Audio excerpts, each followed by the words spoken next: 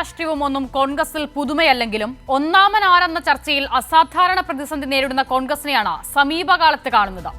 തുടർച്ചയായി 2 തവണ പ്രതിപക്ഷത്താണെങ്കിലും മറുപക്ഷത്തുള്ളവർ ഇനിയുള്ള തെരഞ്ഞെടുപ്പിൽ 100 സീറ്റ് നേടി ഭരണം നിലനിർത്തുമെന്ന ആത്മവിശ്വാസം പ്രകടിപ്പിക്കുമ്പോഴും കോൺഗ്രസിൽ ചർച്ച ഒന്നാമനാരെന്നും മുഖ്യമന്ത്രി ആരെന്നും.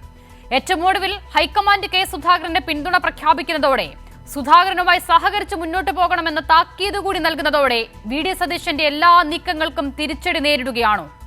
സുധാകരനെ മാറ്റേണ്ട എന്ന AICC തീരുമാനത്തിന് പിന്നാലെ കൂടുതൽ നേതാക്കൾ കെ സുധാകരനെ പിന്തുണച്ച് രംഗത്തെത്തുന്നതിന്റെ സൂചന എന്താണ്? കോൺഗ്രസിന് പിന്നാലെ പുനഃസംഘടനയിൽ തട്ടി ദിശ തെറ്റുകയാണോ BJPക്കും? പാലക്കാട് ജില്ലാ പ്രസിഡന്റിനെ ചൊല്ലിയുള്ള തർക്കം നഗരസഭാ ഭരണം തന്നെ BJPക്ക് നഷ്ടപ്പെടുന്നതിലേക്ക് കാര്യങ്ങളെ എത്തിക്കുകയാണോ? ന്യൂസ് ആൻഡ് വ്യൂസ് പരിശോധിക്കുന്നു. കോൺഗ്രസിലെ തമ്മിലടിയും BJPയിലെ കൊഴിഞ്ഞുപോക്കും. ഈ വിഷയത്തിൽ അതിഥികളായി ചേരുന്നവർ: AK ഷാനിബ് CPIM-ൽ നിന്നും, റെജി ലൂക്കോസ് ഇടത് നിരീക്ഷകൻ, ജോർജ് കൊടിപ്പാറ കോൺഗ്രസ് നിരീക്ഷകൻ, മുതിർന്ന മാധ്യമ പ്രവർത്തകൻ, ബിജു നായർ BJP സഹയാർത്ഥികൻ എന്നിവരാണ്. അത് ഞാൻ AK ഷാനിബിലേക്ക് പോവുകയാണ്. ഷാനിബ്, തുടർച്ചയായി 2 തവണ പ്രതിപക്ഷത്താണ് കോൺഗ്രസ് UDF. നോക്കൂ, നമ്മൾ ഈ അടുത്ത ഘട്ടത്തിൽ മുസ്ലിം ലീഗിലെ പോലും പല അതൃപ്തികളും കാണുന്നത് ഈ ഭരണമില്ലാതെ പുറത്തിരിക്കുന്നതിനെ ചൊല്ലിയാണ്. അപ്പോൾ സ്വാഭാവികമായും ആ ഘട്ടത്തിൽ സുധാകരനെ മുൻനിർത്തി ഒന്നും നടക്കില്ല എന്ന് VD സതീശൻ പറയുമ്പോൾ ഹൈക്കമാൻഡ് ആ അഭിപ്രായത്തെ മുഖവിലേക്ക് എടുക്കേണ്ടതാണ്. കേരളത്തിലെ പ്രതിപക്ഷ നേതാവ് കൂടിയാണല്ലോ. പക്ഷേ VD സതീശനെ പൂർണ്ണമായും തള്ളുന്നു എന്നുള്ളത് മാത്രമല്ല, സുധാകരന് പിന്തുണ പ്രഖ്യാപിക്കുക കൂടി ചെയ്യുന്നുണ്ട് AICC. എന്തുകൊണ്ടാണ് ഈ ഒരു ഘട്ടത്തിൽ തദ്ദേശ തെരഞ്ഞെടുപ്പ് കൂടി അടുത്തിരിക്കെ സുധാകരന്റെ പച്ചക്കൊടി കാട്ടുന്ന തീരുമാനത്തിലേക്ക് ഹൈക്കമാൻഡ് എത്തുന്നത്?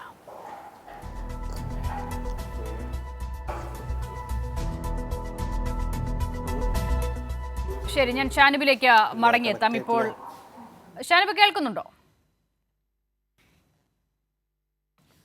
മടങ്ങി വരാം. ശ്രീ റെജി ലൂക്കോസ്, നോക്കൂ, ഞാൻ അതേ ചോദ്യം അങ്ങയിലേക്ക് കൈമാറുകയാണ്. ഈ ഒരു സാഹചര്യത്തിൽ VD സതീശൻ കേരളത്തിലെ പ്രതിപക്ഷ നേതാവാണ്. ഈ കഴിഞ്ഞ ഉപതെരഞ്ഞെടുപ്പുകളിലൊക്കെയും സതീശന്റെ എന്തോ മികവ് കൊണ്ടാണ് ആ സീറ്റ് UDF-ന് നിലനിർത്താനായത് എന്നൊരു പ്രതീതി സൃഷ്ടിക്കാൻ സതീശൻ ശ്രമിക്കുന്നുണ്ട്. അതൊക്കെ സിറ്റിംഗ് സീറ്റ് ആയിരുന്നു എന്നുള്ളത് മറ്റൊരു യാഥാർത്ഥ്യം. അപ്പോൾ ഇങ്ങനെയൊരു സാഹചര്യത്തിൽ പോലും സതീശന്റെ എല്ലാ തീരുമാനങ്ങളെയും അല്ലെങ്കിൽ സതീശന്റെ എല്ലാ നീക്കങ്ങളെയും ഹൈക്കമാൻഡ് പൂർണ്ണമായും തള്ളുന്നു എന്നുള്ളതാണ് സുധാകരൻ തുടരട്ടെ എന്നുള്ള തീരുമാനത്തിലൂടെ നമ്മൾ മനസ്സിലാക്കേണ്ടത്. അപ്പോൾ എന്തുകൊണ്ട് ഹൈക്കമാൻഡ് സുധാകരന് അനുകൂലമായ ഒരു നീക്കം ഈ ഘട്ടത്തിൽ നടത്തുന്നു എന്ന് വേണം കരുതാൻ? അസിത, 2 പ്രധാനപ്പെട്ട കാരണങ്ങളുണ്ട്. ഒന്ന്, ഓട് പൊളിച്ച് കേരളത്തിൻ്റെ പ്രതിപക്ഷ നേതാവ് ഇറങ്ങി വന്ന ഒരാളാണ് VD സതീശൻ. അന്നു മുതൽ അക്കാലത്ത് പ്രതിപക്ഷ നേതാവായിരുന്നില്ലെങ്കിൽ പോലും കേരളത്തിൻ്റെ സാമാന്യനെ ജനങ്ങളുടെ പിന്തുണയുള്ള ഉമ്മൻചാണ്ടി സാറിനെതിരെയാണ് ആദ്യം അദ്ദേഹം വെടിപൊട്ടിച്ചത്. അതിനുശേഷം രമേശ് ചെന്നിത്തല ഉൾപ്പെടെയുള്ളവരെ മൂലക്കിരുത്തി ഒരു ഏകാധിപതിയെ പോലെ മുന്നോട്ട് പോയിക്കൊണ്ടിരുന്ന VD സതീശൻ ഇനി തന്നെ ആരും ചോദിക്കാനില്ല, താൻ അടുത്ത മുഖ്യമന്ത്രി പദത്തിലേക്ക് എന്നുള്ളൊരു ധാർഷ്ട്യത്തിൽ കേരളത്തിലെ 3 നടന്ന 4-5 ഉപതെരഞ്ഞെടുപ്പിലെല്ലാം ഒരു ഒറ്റയാൾ പോരാട്ടമായി അദ്ദേഹം ഈ പാർട്ടിയെ നയിച്ചുകൊണ്ട് പോയപ്പോൾ ഇവരൊന്ന് മനസ്സിലാക്കേണ്ട വസ്തുതയുണ്ടായിരുന്നു. VD സതീശൻ അത് മറന്നുപോയി. അദ്ദേഹത്തിന് ആ പോസ്റ്റിലേക്ക് കൊണ്ടുവന്നതിന് മുഖ്യ കാർമ്മിത്വം വഹിച്ചത് KC വേണുഗോപാലാണ്, AICCയുടെ ജനറൽ സെക്രട്ടറി. ഹൈക്കമാൻഡിൻ്റെ ഒരു പരിധിവരെ 3 പേരിൽ, അതായത് രാഹുൽ ഗാന്ധി, സോണിയാഗാന്ധി, പിന്നെ ഈ പറഞ്ഞ KC വേണുഗോപാലാണ് അതിനെ നയിച്ചുകൊണ്ടിരിക്കുന്നത്. ഇതേ KC വേണുഗോപാലിനെ പോലും അദ്ദേഹം തഴഞ്ഞുകൊണ്ട് താൻ കേരളത്തിൻ്റെ മുഖ്യമന്ത്രി പദത്തിലേക്കാണ് എന്ന് ഉള്ള ഒരു അപ്രഖ്യാപിത രീതിയിൽ മുന്നോട്ട് പോയതിന് ഫലമായി KC വേണുഗോപാൽ ആദ്യമായിട്ട് തന്നെ അദ്ദേഹത്തിൻ്റെ മുമ്പിൽ നിന്ന് ഇടഞ്ഞു. രണ്ടാമത്തെ വസ്തുത, താനാണ് പ്രതിപക്ഷ നേതാവിൻ്റെ സ്ഥാനം വഹിക്കണം എന്നുള്ള ഒരു വീണ്ടും വിചാരത്തിൽ ഇദ്ദേഹത്തിന് സമാന്തരമായി പത്രസമ്മേളനം നടത്തിക്കൊണ്ട് മുതിർന്ന നേതാവായ രമേശ് ചെന്നിത്തല VD സതീശനെ എതിരെ രംഗത്ത് വന്നു. നാലാമത്തെ വസ്തുത എന്ന് പറയുന്നത്, ഒഴിയാൻ തയ്യാറാണെങ്കിലും കെ സുധാകരൻ്റെ പിന്നിൽ മുതിർന്ന നേതാക്കന്മാരുടെ പട തന്നെ, അതൃപ്തരുടെ ഒരു വലിയ പട തന്നെ അണിനിരുന്നു. അപ്പോൾ എന്താ സംഭവിച്ചത്? VD സതീശൻ എന്ന് പറഞ്ഞ വ്യക്തിയുടെ ധിക്കാരവും ദാർഷ്ട്യവും മാധ്യമപ്രവർത്തകരോട് പോലും അദ്ദേഹത്തിൻ്റെ ഭാഷകൾ നമുക്കറിയാം. അദ്ദേഹത്തിൻ്റെ ഭാഷയ്ക്കും ശൈലിക്കും വന്ന കനത്ത തിരിച്ചടിയാണ്. KC വേണുഗോപാലിൻ്റെ കാർമ്മികത്വത്തിൽ ഇങ്ങനെ പോയിട്ടുണ്ടെങ്കിൽ കേരളത്തിൽ അധികാരം കിട്ടിയില്ല എന്ന് മാത്രമല്ല, ഈ സകലരെയും വെട്ടിനിർത്തി കുറേ പിന്നണി ആളുകളെ മാത്രം അണിനിർത്തിക്കൊണ്ടുള്ള മുന്നോട്ടുള്ള പോക്കിന് കടിഞ്ഞാനിട്ടെന്നുള്ളതാണ് വസ്തുത എന്ന് പറയുന്നത്.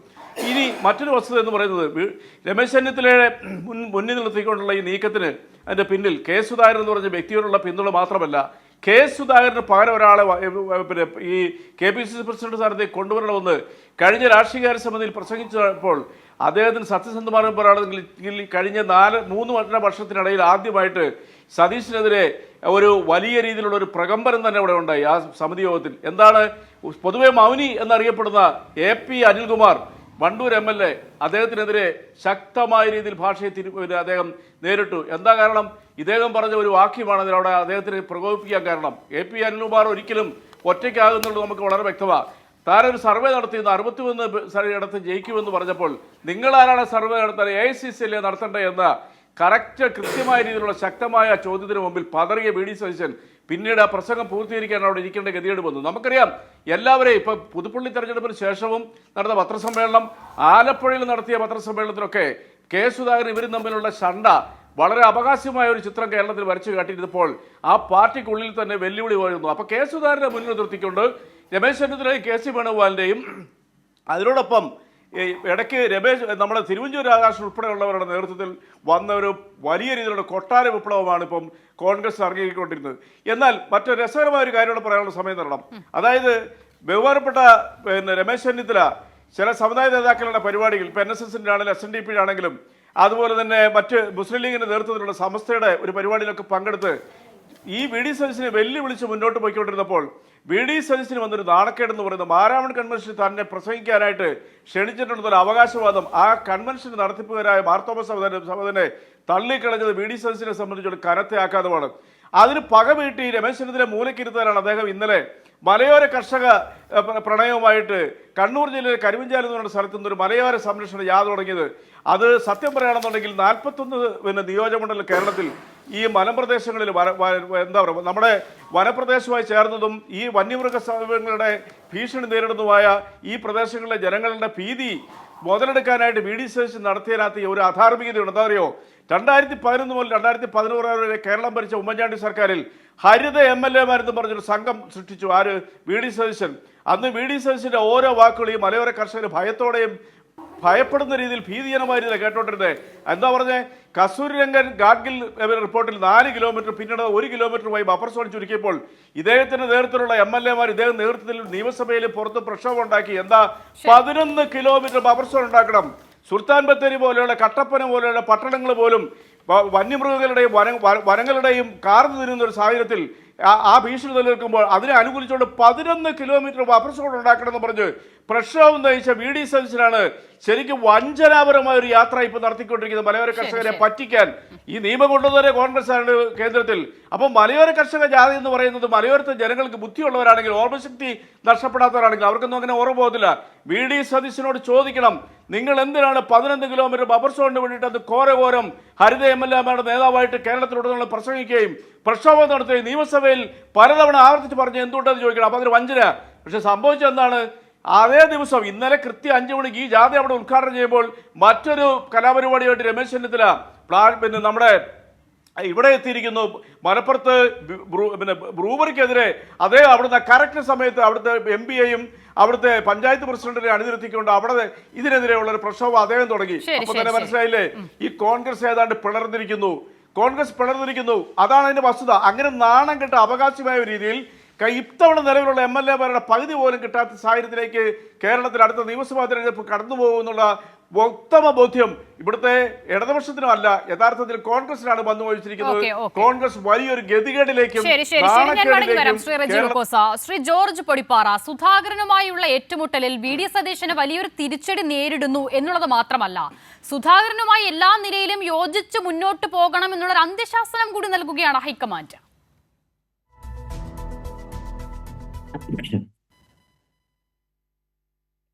അന്ത്യശാസനം എന്നൊക്കെ പറയുന്നത് താങ്കളുടെ ഭാഷയായിരിക്കാം, അല്ലെങ്കിൽ അതൊരു CPM ഭാഷ മാത്രമാണ്.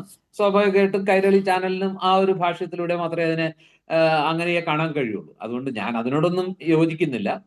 അതായത് VD സതീശന്റെയും അതുപോലെ K സുധാകരന്റെയും മികവും കഴിവും പരിഗണിച്ച് തന്നെയാണ് ഹൈക്കമാൻഡ് ഈ കഴിഞ്ഞ നിയമസഭാ തെരഞ്ഞെടുപ്പിന് ശേഷം അന്നത്തെ പ്രതിപക്ഷ നേതാവായിരുന്ന രമേശ് ചെന്നിത്തലയെ മാറ്റി VD സതീശനെ പ്രതിപക്ഷ നേതാവാക്കുന്നതും അന്ന് KPCC പ്രസിഡന്റ് ആയിരുന്ന ആൾക്ക് പകരം K സുധാകരൻ KPCC പ്രസിഡന്റ് ആകുന്നതും. അപ്പോൾ ഒരു പുതിയ ശൈലിയും പുതിയൊരു ഭാവവും പുതിയ ഒരു പ്രവർത്തന രീതിയും കേരളത്തിലെ പാർട്ടിക്ക് വേണം. അന്ന് വരെ ഈ കേരളത്തിലെ കോൺഗ്രസ് പാർട്ടി അനുവർത്തിച്ചിരുന്ന ആ ഒരു നയസമീപനങ്ങളല്ല, ആ രീതിയിലുള്ള വളരെ മിതവാദപരമായിട്ടുള്ള അല്ലെങ്കിൽ കുറെ കൂടി മോഡറേറ്റ് ആയിട്ടുള്ള ഒരു പൊളിറ്റിക്സിന്റെ സ്ഥാനത്ത് കുറച്ചുകൂടി അഗ്രസീവ് ആയിട്ടുള്ള, കുറച്ചുകൂടി ഡൈനാമിക് ആയിട്ടുള്ള, വൈബ്രന്റ് ആയിട്ടുള്ള ഒരു പൊളിറ്റിക്സ് വേണം കോൺഗ്രസിന്. ഇനി ആ ഒരു സ്റ്റൈൽ വേണം, ആ രീതിയിലുള്ള ഒരു നേതൃത്വം വേണം എന്ന് പാർട്ടി ഹൈക്കമാൻഡ് ചിന്തിച്ചുകൊണ്ടാണല്ലോ ഇവർ രണ്ടുപേരും ഈ ഭാരവാഹിത്വത്തിലേക്ക് വന്നത്. അതെ, പക്ഷേ അല്ലാതെ അവർക്ക് അഗ്രസീവായിട്ടുള്ള സ്വയം നേതൃത്വം ഞാൻ പരസ്പരം തമ്മിലടിക്കുമെന്ന് ഹൈക്കമാൻഡ് ആലോചിച്ചിട്ടുണ്ടാകില്ലല്ലോ. ഇപ്പോൾ അതല്ലേ നടക്കുന്നത്? ഞാനൊന്ന് പറഞ്ഞു തീരട്ടെ. ഉം. ഞാനിന്ന് തുടങ്ങിയിട്ടല്ലേ ഉള്ളൂ. ശരി ശരി, ഇനി പറഞ്ഞു. അപ്പുറത്ത് 3 പേര്, താങ്കളടക്കം അപ്പുറത്ത് 4 പേരുണ്ടല്ലോ. അപ്പൊ എനിക്കൊന്ന് പറയാനുള്ള സാവകാശത്തിൽ ഞാനൊരു പോയിന്റ് ഒന്ന് പറയാൻ ശ്രമിക്കുമ്പോഴേക്കും കയറി ഇടപെടല്ലേ? അത് ശരിയല്ല. ശരി, പറഞ്ഞോളൂ. അപ്പോ ഇത് അവര് സ്വയം തീരുമാനിച്ചായതൊന്നുമല്ല, പാർട്ടി ആവശ്യപ്പെട്ട ആയതാണ്. പാർട്ടി സ്വാഭാവികമായിട്ടും ആ തീരുമാനം എടുത്തത് ഏറ്റവും അത്യുന്നത തലങ്ങളിൽ തന്നെയാണ്. സാക്ഷാൽ മല്ലികാർജുൻ ഖാർഗെ, ഇപ്പോഴത്തെ AICC പ്രസിഡന്റ് തന്നെ വന്നിട്ടാണ് നിരീക്ഷകനായിട്ട് വന്ന് ഈ പ്രതിപക്ഷ നേതാവിനെ തെരഞ്ഞെടുത്തതൊക്കെ. ആ പ്രതിപക്ഷ നേതൃസ്ഥാനത്തേക്ക് തന്നെ തെരഞ്ഞെടുത്തതിൽ തെറ്റിയിട്ടില്ല പാർട്ടി നേതൃത്വത്തിന് എന്ന് നാളിതുവരെയുള്ള സതീശന്റെ പ്രവർത്തനങ്ങൾ തെളിയിച്ചിട്ടുണ്ട്. കാരണം ഒരു രാഷ്ട്രീയ പാർട്ടിയുടെ നേതൃത്വം വഹിക്കുന്ന ആളുടെ മികവ് പാർട്ടികൾ സാധാരണ വിലയിരുത്തുന്നത് എങ്ങനെയാണ്? ഇപ്പൊ ശ്രീ പിണറായി വിജയനെ CPM അതിന്റെ ചരിത്രത്തിലെ ഏറ്റവും വലിയ നേതാക്കളിൽ ഒരാളായിട്ട് വാഴ്ത്തുന്നുണ്ടെങ്കിൽ അതിന് കാരണം എന്താ? ഒന്ന്, അദ്ദേഹം 2 തവണ, അതായത് കേരള ചരിത്രത്തിൽ ആദ്യമായിട്ട് തുടർഭരണം നേടിക്കൊടുത്ത വ്യക്തി എന്ന നിലയ്ക്ക് കൂടിയാണ് ശ്രീ പിണറായി വിജയനെ കേരളത്തിലെ ഏറ്റവും ശ്രീ ജോർജ് പടിപ്പാറ, നോക്കൂ, മറ്റതിഥികളിലേക്ക് കൂടി പോകേണ്ടതുള്ളത് കൊണ്ടാണ് ഞാൻ ഇടപെടുന്നത്. ഇപ്പോൾ താങ്കൾ പറഞ്ഞ തരത്തിൽ അങ്ങനെ ഒരു മികവ് എന്താണ് ഇവിടെ VD സതീശന് അവകാശപ്പെടാനുള്ളത് എന്നൊരു ചോദ്യമുണ്ട്. ഈ ഉപതെരഞ്ഞെടുപ്പുകളാണെങ്കിൽ അതൊക്കെയും സിറ്റിംഗ് സീറ്റുകളായിരുന്നു. അപ്പോൾ അവിടെ ഒരു മായാജാലമൊന്നും VD സതീശൻ കാണിച്ചിട്ടില്ല. ഇനി അതവിടെ നിൽക്കട്ടെ. ഒരു മിനിറ്റ്. ഇനി അതവിടെ നിൽക്കട്ടെ. VD സതീശന്റെ മികവിനെ കുറിച്ചല്ലല്ലോ നമ്മുടെ വിഷയം. VD സതീശനും K സുധാകരനും തമ്മിലുള്ള ഏറ്റുമുട്ടൽ, അതിനി എത്രയൊക്കെ ഇല്ല എന്ന് പറഞ്ഞാലും അത് പരസ്യമായി പോലും മാധ്യമങ്ങളുടെ അടക്കം മുന്നിലേക്ക് വന്നത് നമുക്കറിയാവുന്നതാണ്. അതുകൊണ്ടാണല്ലോ ഇവിടെ ഇപ്പോൾ ഹൈക്കമാൻഡിന് ഇടപെടേണ്ടി വരുന്നത്. സുധാകരൻ തുടരട്ടെ എന്ന് പറയുന്നത്. ഇനി അന്ത്യശാസനം എന്നുള്ള വാക്കിനെ അങ്ങ് അംഗീകരിക്കുന്നില്ലെങ്കിൽ ശരി, പക്ഷേ സുധാകരനുമായി യോജിച്ച് മുന്നോട്ട് പോകണമെന്ന് ഹൈക്കമാൻഡിന് പറയേണ്ടി വരുന്നുണ്ടല്ലോ. തീർച്ചയായിട്ടും അത്രയും പറയുന്നുണ്ട്, അത് ഞാനത് അംഗീകരിക്കുന്നു. അതിനെ നിങ്ങൾ അന്ത്യശാസനം എന്ന് പറയുന്നതും യോജിച്ച് പോകണമെന്ന് നിർദ്ദേശിക്കുന്നതും രണ്ടാണ്. അത് പോട്ടെ, അതല്ല പ്രശ്നം. അതായത് ഇവിടെ സുധാകരനും VD സതീശനും തമ്മിൽ ചില ഭിന്നതകൾ ഉണ്ടാകാം. അത് VD സതീശന് ഇതുവരെ പരസ്യമായിട്ട് K സുധാകരൻ മാറണമെന്ന് പറഞ്ഞതായിട്ട് നമ്മൾ എവിടെയും കണ്ടിട്ടില്ല. കഴിഞ്ഞ ദിവസം നടത്തിയ ഇന്റർവ്യൂവിൽ പോലും VD സതീശൻ പറഞ്ഞത് ഞാൻ ഒരിക്കലും അദ്ദേഹം മാറണമെന്ന് ആവശ്യപ്പെട്ടിട്ടില്ല. പക്ഷെ ഇതുവരെ നമ്മുടെ മുമ്പിൽ തെളിഞ്ഞ ചില കാര്യങ്ങൾ വെച്ച് നോക്കുമ്പോൾ നിങ്ങൾ ചൂണ്ടിക്കാണിച്ച, ഇപ്പൊ എന്റെ സുഹൃത്ത് റെജി ലൂക്കോസ് ചൂണ്ടിക്കാണിച്ച എന്താ പറയാ, തൃക്കാക്കര തെരഞ്ഞെടുപ്പിന് ശേഷവും അതുപോലെ തന്നെ പുതുപ്പള്ളി തെരഞ്ഞെടുപ്പിന് ശേഷവും ഒക്കെയുള്ള അവരുടെ പത്രസമ്മേളനങ്ങളിൽ കണ്ട ചില കാഴ്ചകളൊക്കെ വെച്ചിട്ട് അവർ തമ്മിൽ ചില അഭിപ്രായ വ്യത്യാസങ്ങളുണ്ട് എന്ന് സ്ഥാപിക്കാൻ ആവശ്യമായ ചില പ്രകടമായ കാര്യങ്ങൾ നമ്മുടെ മുമ്പിൽ ഉണ്ട്. അതൊന്നും ഞാൻ നിഷേധിക്കുന്നൊന്നുമില്ല. അവർ തമ്മിൽ ഒരു അഭിപ്രായ വ്യത്യാസം ഇല്ലാന്നും അവർ തമ്മിൽ ഒരു ആശയ ഭിന്നതയില്ലാന്നൊന്നും പറയാൻ ഞാൻ ആളല്ല, അതിന്റെ ആവശ്യമില്ല. ഇതൊരു ജനാധിപത്യ പാർട്ടിയാണ്. സ്വാഭാവികമായിട്ടും 2 പ്രവർത്തന ശൈലിയുടെ ഉടമകളാണ്. K സുധാകരൻ അദ്ദേഹത്തിൻ്റെതായ പഴയ കാലത്ത് മുതൽ അദ്ദേഹം അനുവർത്തിക്കുന്ന വളരെ അഗ്രസീവ് ആയിട്ടുള്ള ഒരു സ്റ്റൈലുണ്ട്. ഞാനൊരു ആനുഷംഗികമായിട്ട് ഒരു കാര്യം കൂടി ചൂണ്ടിക്കാണിച്ചോട്ടെ.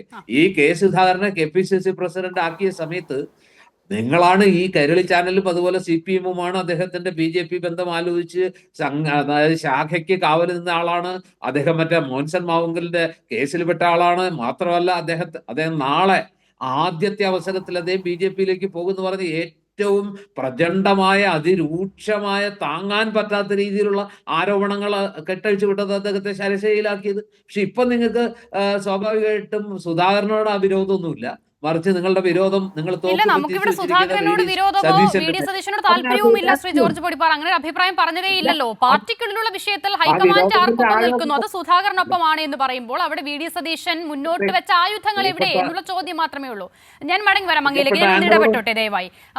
ശ്രീ AK ഷാനിബ്, നോക്കൂ, ഒരു തെരഞ്ഞെടുപ്പിനോടടുക്കുമ്പോൾ പാർട്ടിയെ ഒന്നാമതാക്കുക, മുന്നണിയെ ഒന്നാമതാക്കുക എന്നുള്ളതാണല്ലോ സാധാരണ നിലയിൽ നമ്മൾ ഈ നേതാക്കളിൽ നിന്നും, അതുകൊണ്ടാണല്ലോ അവർ നമ്മൾ നേതാക്കൾ എന്ന് വിളിക്കുന്നത്, അവരിൽ നിന്നും കാണുന്നത്. പക്ഷേ ഇവിടെ ഈ കോൺഗ്രസിനുള്ളിൽ സംഭവിക്കുന്നത് കോൺഗ്രസിനുള്ളിലെ ഒന്നാമൻ ആര് എന്നുള്ള തർക്കമാണ്.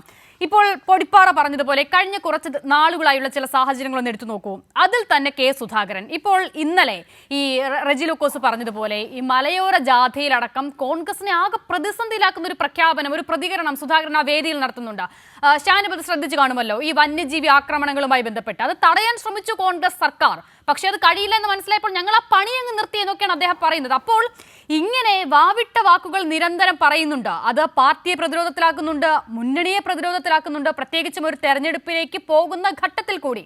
പക്ഷേ എന്നിട്ടും ഈ സാഹചര്യങ്ങളൊക്കെ അനുകൂലമാക്കാനാണ് വി ഡി സതീശൻ ശ്രമിച്ചത്. അതുണ്ടാകുന്നില്ല. അതെന്തുകൊണ്ടാകും ഷാനിബ്?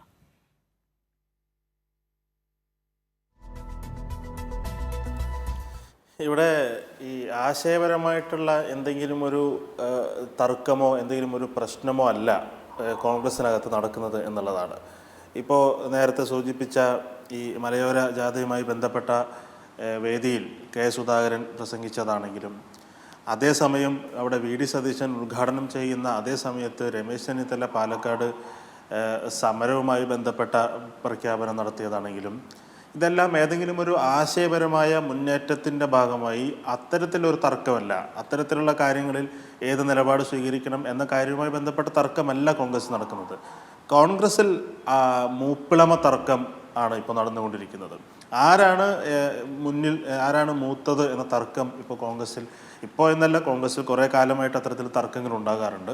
പക്ഷെ അത്തരത്തിൽ തർക്കങ്ങൾ ഉണ്ടാകുമ്പോൾ അതിനൊക്കെ ഒരു ഘട്ടത്തിൽ, ഒരു തെരഞ്ഞെടുപ്പിന് മുമ്പിൽ അല്ലെങ്കിൽ പാർട്ടിയെ ഇത് കാര്യമായി ബാധിക്കുന്നു എന്ന അവസ്ഥ വരുമ്പോൾ അതിൽ ഇടപെടാൻ കഴിയുന്ന, മറ്റുള്ളവർക്ക് അനുസരിക്കാൻ തോന്നുന്ന നേതാക്കൾ പിന്നെ കോൺഗ്രസ്സിൽ ഒരു കാലത്തുണ്ടായിരുന്നു. എന്നാൽ ഇപ്പോൾ ആർക്കും അനുസരിക്കാൻ കഴിയുന്ന നേതാക്കൾ ആ പാർട്ടിയിലില്ല എന്നുള്ളതാണ്. എല്ലാവരെയും കൂട്ടിച്ചേർത്ത് ഒരുമിപ്പിച്ച് കൊണ്ടുപോകാൻ ഉത്തരവാദിത്തപ്പെട്ട പ്രതിപക്ഷ നേതാവും അതുപോലെ തന്നെ സംഘടനാ സംവിധാനം ശക്തിപ്പെടുത്തി എല്ലാവരെയും ഒരുമിച്ച് കൊണ്ടുപോകേണ്ട KPCC പ്രസിഡന്റും അവർ തമ്മിൽ തന്നെ ഇത്തരത്തിലുള്ള മൂപ്പിളമ തർക്കം നടന്നുകൊണ്ടിരിക്കുകയാണ്. ആരാണ് ഒരു പത്രസമ്മേളനത്തിനെത്തിയാൽ ആരാണ് ആദ്യം സംസാരിക്കേണ്ടതെന്ന കാര്യത്തിൽ ഇപ്പോഴും അവർ തർക്കിച്ചുകൊണ്ടിരിക്കുകയാണ്. അത്തരത്തിൽ മാധ്യമങ്ങൾക്ക് മുൻപിൽ തന്നെ അവരുടെ തർക്കവും അവരുടെ മൈക്ക് നീട്ടി അങ്ങോട്ട് മാറ്റിവെക്കലും ഇങ്ങോട്ട് തട്ടിമാറ്റുന്നതും അടക്കമുള്ള കാര്യങ്ങൾ നമ്മൾ കഴിഞ്ഞ കുറേ ദിവസങ്ങളായി കണ്ടുകൊണ്ടിരിക്കുകയാണ്.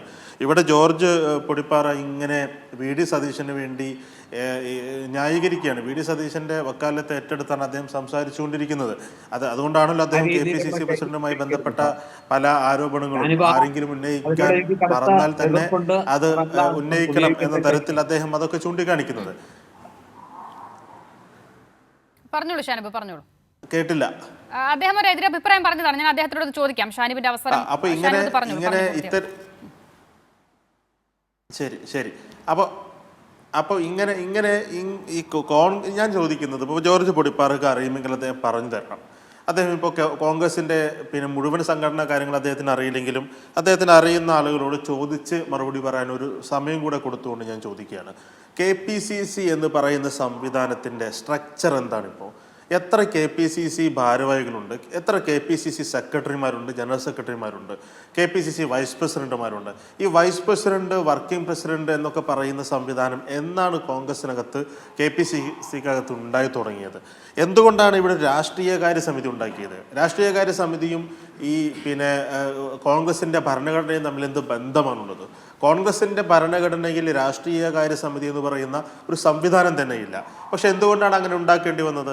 KPCC യോഗം വിളിക്കണമെങ്കിൽ ഇവിടുത്തെ ഏതെങ്കിലും ഒരു ഓഡിറ്റോറിയം ബുക്ക് ചെയ്യേണ്ടി വരും എന്ന അവസ്ഥയിൽ ആ KPCC യോഗം ചേരാൻ കഴിയാത്ത, കോറം തികഞ്ഞ് KPCC യോഗം ചേർന്ന് ഒരു തീരുമാനമെടുക്കാൻ കഴിയാത്ത സാഹചര്യം വന്നപ്പോഴാണ് പ്രധാനപ്പെട്ട തീരുമാനങ്ങൾ എടുക്കുന്നതിന് വേണ്ടി 11 പേരടങ്ങുന്ന ഒരു രാഷ്ട്രീയകാര്യ സമിതി ഉണ്ടാക്കിയത്.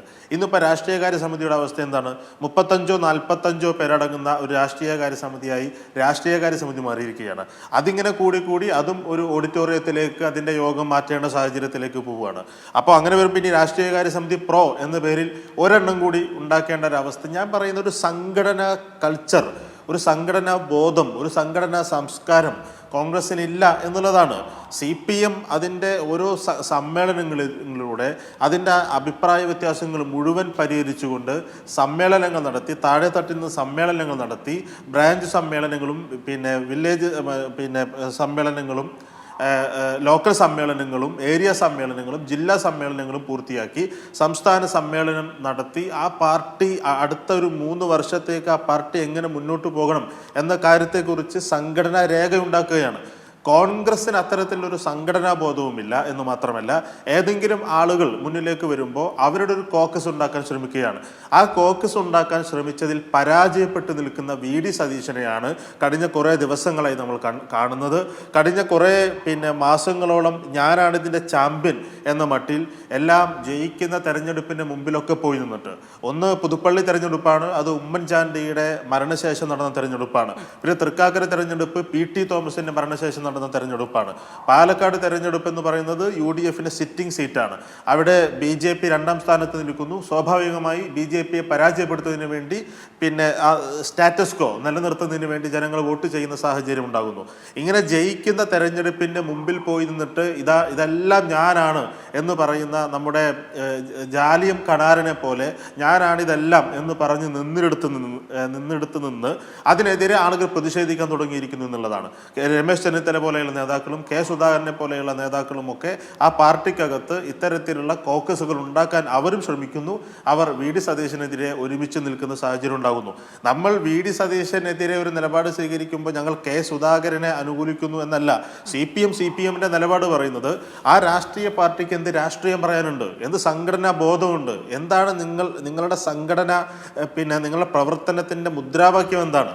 ഒരു ആശയപരമായ ഒരു മുദ്രാവാക്യമോ ഒരു സമരത്തിൻ്റെ യഥാർത്ഥ ലക്ഷ്യമോ മുന്നോട്ട് വെക്കാൻ കഴിയാതെ ആരാണ് വലുത്, ആരാണ് പ്രതിപക്ഷ നേതാവ്, ഞാനാണ് പ്രതിപക്ഷ നേതാവ് എന്ന് തെളിയിക്കാൻ രമേശ് ചെന്നിത്തലയും അല്ല ഞാൻ തന്നെയാണെന്ന് തെളിയിക്കാൻ വി.ഡി. സതീശനും ശ്രമിക്കുന്ന നാടകങ്ങളാണ് ഇപ്പോൾ കേരളത്തിൽ നടന്നുകൊണ്ടിരിക്കുന്നത്. ജനങ്ങൾക്ക് ഇതെല്ലാം കണ്ട് അവർ മടുത്തിരിക്കുന്നു എന്നുള്ളതാണ്.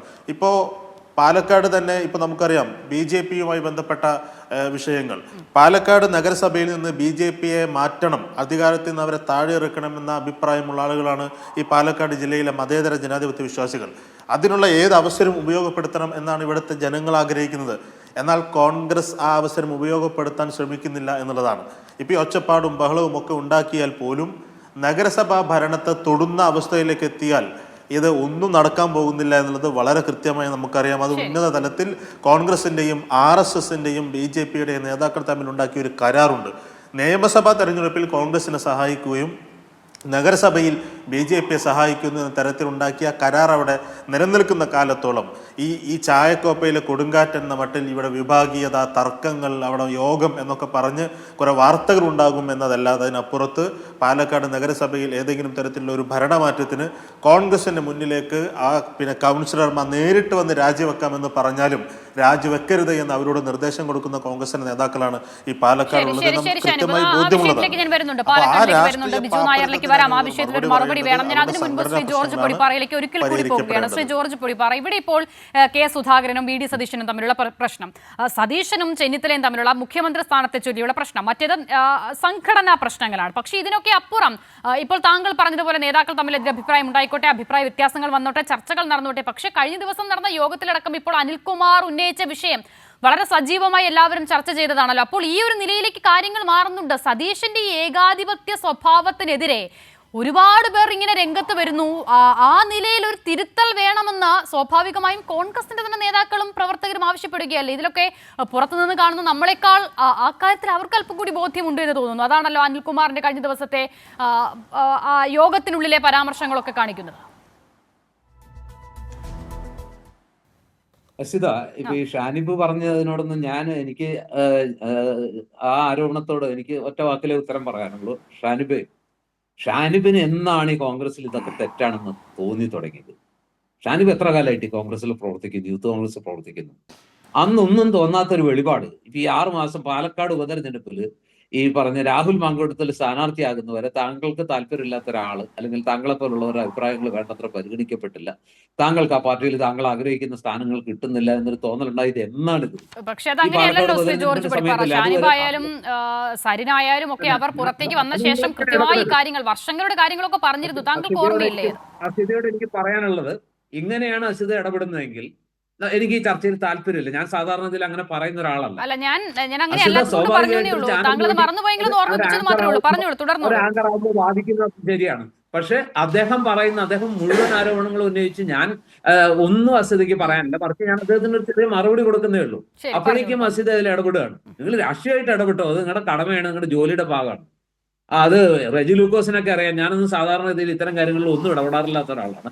എന്റെ ഊഴം വരുമ്പോൾ മാത്രം സംസാരിക്കുന്ന ജോർജ് കുട്ടി ഒരാളാണ്. പറഞ്ഞോളൂ താങ്കൾ, ഞാൻ ഇടപെടുന്നില്ല. അതൊരു വ്യക്തിപരമായ ആക്ഷേപമായതുകൊണ്ട് ഷാനിബക്ക് അന്നേ അതിന് മറുപടി പറഞ്ഞതായതുകൊണ്ട് ഒന്ന് ഓർമ്മിപ്പിച്ചു എന്നുള്ളത് മാത്രമേ ഉള്ളൂ താങ്കളെ, അല്ല, അല്ലാതെ ഇടപെട്ടതല്ല. വ്യക്തിപരമായിട്ട് ആക്ഷേപം ചെയ്തത് ഷാനിബാണ്. ഞാൻ സതീശന് വേണ്ടി വക്കാലത്ത് പറഞ്ഞുകൊണ്ടിരിക്കുകയാണെന്നാ പറഞ്ഞത്. ഈ ജംബോ കമ്മിറ്റിയൊക്കെ കോൺഗ്രസിൽ ഉണ്ടാകുന്നുണ്ട് എത്ര കാലമായി പ്രിയപ്പെട്ട ഷാനിബ്? അന്നൊക്കെ താങ്കൾ ഈ പാർട്ടിക്കകത്ത് ഉണ്ടായിരുന്നു.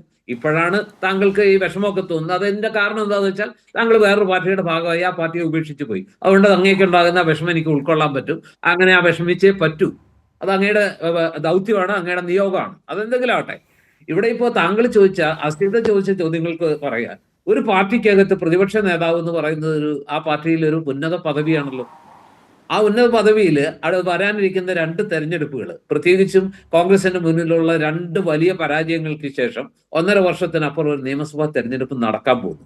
ആ നിയമസഭാ തെരഞ്ഞെടുപ്പ് നടക്കാൻ പോകുമ്പോൾ ഏതെങ്കിലും തെരഞ്ഞെടുപ്പിന്റെ സമയത്ത് മാത്രം പ്രവർത്തിക്കുന്ന അല്ലെങ്കിൽ ഉയർത്തെഴുന്നേറ്റ് ആ സമയത്ത് മാത്രം ഓടിക്കൂടുന്ന ഒരു ആൾക്കൂട്ടമാണ് കോൺഗ്രസ് പാർട്ടി. അതിന് കൃത്യമായ ഒരു പ്രവർത്തന ശൈലിയോ പരിപാടികളോ ഒന്നുമില്ല എന്നുള്ളതൊക്കെയാണല്ലോ മുഖ്യമായ ആക്ഷേപം. ഇതിപ്പോ ഒരു രാഷ്ട്രീയകാര്യ സമിതി യോഗമാണ്. അത് 1 വർഷത്തിന് ശേഷം കൂടുന്ന ഒരു രാഷ്ട്രീയകാര്യ സമിതി യോഗമാണ്.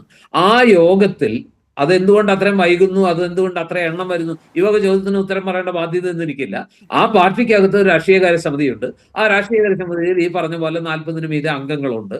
അവര് ഒരു വലിയ ഗ്യാപ്പിന് ശേഷം ചേരുന്ന ഒരു യോഗത്തിൽ വെച്ച് ആ യോഗത്തില് പ്രധാനപ്പെട്ട നേതാവായ വി.ഡി. സതീശൻ പറയുന്നു, അതായത് നമുക്ക് കഴിഞ്ഞ തവണ 21 കിട്ടിയത്.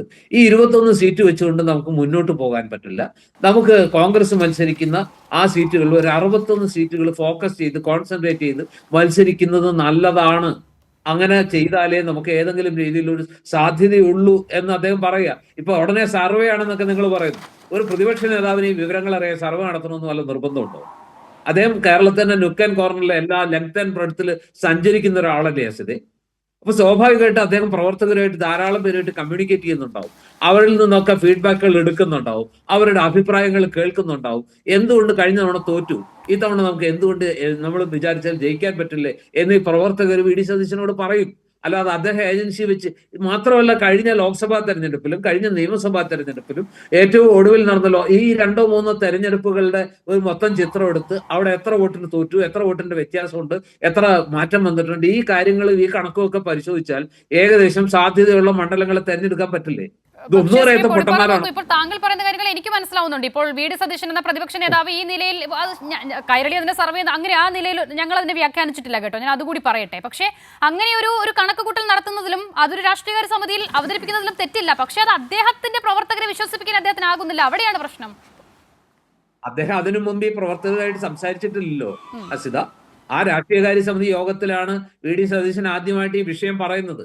ആ വിഷയം പറയുമ്പോഴേക്കും തന്നെ ഇപ്പൊ എ.പി. അനിൽകുമാറിനെ പോലെ പ്രായണ നിശബ്ദനായ സാധാരണ ഇതിൽ വലിയ ഒച്ചപ്പാടും ബഹളമൊന്നും ഉണ്ടാക്കാത്ത ഒരാള് പെട്ടെന്ന് ചാടി വീണ് വി.ഡി. സതീശനെ ആക്രമിക്കുന്നുണ്ടെങ്കിൽ അതിന്റെ പിന്നിൽ വേറെ പല കാരണങ്ങളാവും. ആ കാരണങ്ങളാണ് ഇപ്പൊ നമ്മൾ കണ്ടുകൊണ്ടിരിക്കുന്നത്. ആ കാരണങ്ങൾ എന്താണെന്ന് ചോദിച്ചാൽ 2-3 കാരണങ്ങളുണ്ട്. ഒന്ന്, വി.ഡി. സതീശൻ നിങ്ങൾ ഈ പറയുന്ന പോലെ വി.ഡി. സതീശൻ ഒരു എന്താ പറയാ ഒറ്റയാനെ പോലെ മുന്നേറുന്നത്, അല്ലെങ്കിൽ വി.ഡി. സതീശൻ എല്ലാവരുമായിട്ട് കൂടി ആലോചിക്കുന്നില്ല, എല്ലാവരുടെ അഭിപ്രായങ്ങൾ ആരായുന്നില്ല, വേണ്ടത്ര പാർട്ടിയിൽ ഒരു കോഡിയൽ റിലേഷൻ ഉണ്ടാക്കുന്നില്ല. ഈ വാദങ്ങളോടൊക്കെ വേണമെങ്കിൽ ഞാനും തത്വത്തിൽ യോജിക്കാം. അദ്ദേഹം കുറച്ചുകൂടി ഈ പറഞ്ഞ എല്ലാവരുമായിട്ടും ബന്ധപ്പെട്ട് എല്ലാവരുടെ അഭിപ്രായങ്ങൾ സ്വീകരിച്ച് അവരുമായിട്ടൊക്കെ കുറച്ചുകൂടി ഒരു റാപ്പോ ക്രിയേറ്റ് ചെയ്ത് അവരെ കൂടെ ഉൾക്കൊണ്ട് മുന്നോട്ട് പോവുകയാണെങ്കിൽ അത് നല്ലതാണ്. ഞാൻ തിരിച്ചൊരു ചോദ്യം ചോദിക്കുകയാണ്. വി.ഡി. സതീശൻ എന്ന് പറയുന്ന കോൺഗ്രസ് നേതാവിന്, പ്രതിപക്ഷ നേതാവിന് ഈ പ്രശ്നങ്ങളൊക്കെ ഉണ്ട്. അദ്ദേഹത്തിന്റെ ലേശ അല്പവിശ്വാസം കൂടുതലാണ്. അഹങ്കാരം എന്ന് മറ്റുള്ളവർക്ക് ധരിക്കാവുന്ന രീതിയിൽ ഉള്ള ശൈലികളുണ്ട്, ഭാഷയുണ്ട്, പ്രയോഗങ്ങളുണ്ട്. മാത്രമല്ല, അദ്ദേഹത്തിന് മനസ്സിൽ തോന്നിക്കഴിഞ്ഞാൽ അത് സമർത്ഥമായി മൂടി വെച്ച് ചിരിച്ച് ഈ പറയുന്ന ആളുകളോട് ഇടപെടാൻ കഴിയില്ല. അത് അദ്ദേഹത്തിന്റെ ഒരു വീക്ക്നെസ് ആണ്. ഞാൻ തന്നെ പലപ്പോഴും പറഞ്ഞിട്ടുള്ളതാണ്. പക്ഷെ ഇതേ കാര്യങ്ങൾ ഇതിനേക്കാൾ രൂക്ഷമായിട്ട് പ്രതികരിക്കുന്ന, ഇതിനേക്കാൾ ശക്തമായിട്ട് പലപ്പോഴും പൊട്ടിത്തെറിക്കുന്ന, ഞാനൊരു കാര്യം തീരുമാനിച്ചാൽ ആ തീരുമാനിച്ചാൽ അതിനപ്പുറത്തേക്കോ ഇപ്പുറത്തേക്കോ വേറെ ആരും ഒരു അഭിപ്രായം പറയാൻ അനുവദിക്കാത്ത പ്രവർത്തന ശൈലിയുള്ള നേതാക്കളെ നമ്മൾ, അതിനേക്കാൾ ഉന്നത സ്ഥാനത്തിരിക്കുന്ന നേതാക്കളെ കാണുന്നുണ്ടല്ലോ നമ്മള്. ആ ആളുകളൊക്കെ അതൊക്കെ വലിയ അദ്ദേഹത്തിന്റെ നേതൃത്വ പാഠവുമാണ്, ഗുണമാണ്. അദ്ദേഹത്തിന് മാത്രം ഞാനൊരു കാര്യം ചോദിച്ചോട്ടെ, എനിക്ക് ശ്രീ ബിജു നായരിലേക്ക് പോകണം, അതുകൊണ്ടാണ് ശ്രീ ജോർജ് പൊടിപ്പാറ. അപ്പോൾ താങ്കൾ ഈ പറഞ്ഞു വരുന്നത് എന്താണ്? സാധാരണ സതീശന് ഉപയോഗിക്കുന്ന ഒരു കോക്കസ് ഉണ്ടല്ലോ, അങ്ങനെ ഒരു കോക്കസ്. ഒരു മിനിറ്റ് നോക്കൂ, താങ്കളിലേക്ക് തന്നെയാണ് ശ്രീ ജോർജ് പൊടിപ്പാറ, ഞാൻ ഇടപെട്ടതല്ല. നോക്കൂ, ബിജു നായരിലേക്ക് പോകേണ്ടതുകൊണ്ടാണ്, ചർച്ച പകുതിയായല്ലോ. നോക്കൂ, അപ്പോൾ അങ്ങനെ ഒരു കോക്കസ്, സതീശൻ എപ്പോഴും പറയുന്ന ഒരു കോക്കസ് കോൺഗ്രസിനുള്ളിൽ സതീശനെതിരെ പ്രവർത്തിക്കുന്നുണ്ട് എന്നുള്ളതാണോ താങ്കൾ ഉദ്ദേശിക്കുന്നത്? ഞാൻ പറഞ്ഞത്, ഒരു വശത്ത് സതീശന് ഇതെല്ലാം വലിയ പോരായ്മകളും അദ്ദേഹത്തിന്റെ ന്യൂനതകളും അദ്ദേഹത്തിന്റെ അഹങ്കാരവും തൻപോരിമയായിട്ട് വാഴ്ത്തുന്ന അല്ലെങ്കിൽ ചിത്രീകരിക്കുന്നവർ, എന്തുകൊണ്ട് മറുവശത്ത് ഇതിനേക്കാൾ വലിയ രീതിയിൽ കാര്യങ്ങൾ വരുമ്പോൾ അത് വലിയ നേതൃത്വ പാഠമായിട്ട് ചിത്രീകരിക്കുന്നു? അപ്പൊ ഇതിനകത്ത് ഞാൻ വിചാരിക്കുന്നത് എന്താണെന്നറിയോ, വി.ഡി. സതീശൻ എന്ന് പറയുന്ന നേതാവിനെ ആക്രമിച്ച് നിലം പരിശാക്കേണ്ടത് കോൺഗ്രസിനകത്തുള്ളതിനേക്കാൾ കൂടുതൽ മറ്റു പലരുടെ ആവശ്യമാണ്. മാവുള്ള മാവിൽ ഏറ് കൂടുതലുണ്ടാവും. സതീശൻ അത്യാവശ്യം മാങ്ങയുള്ള മാവാണെന്ന് തോന്നിയിട്ടുണ്ടാവാം. മുമ്പ് സുധാകരനെ തകർക്കാൻ ശ്രമിച്ചതിനേക്കാൾ ശക്തമായിട്ട് ഇപ്പൊ നിങ്ങൾ സതീശനെ തകർക്കാൻ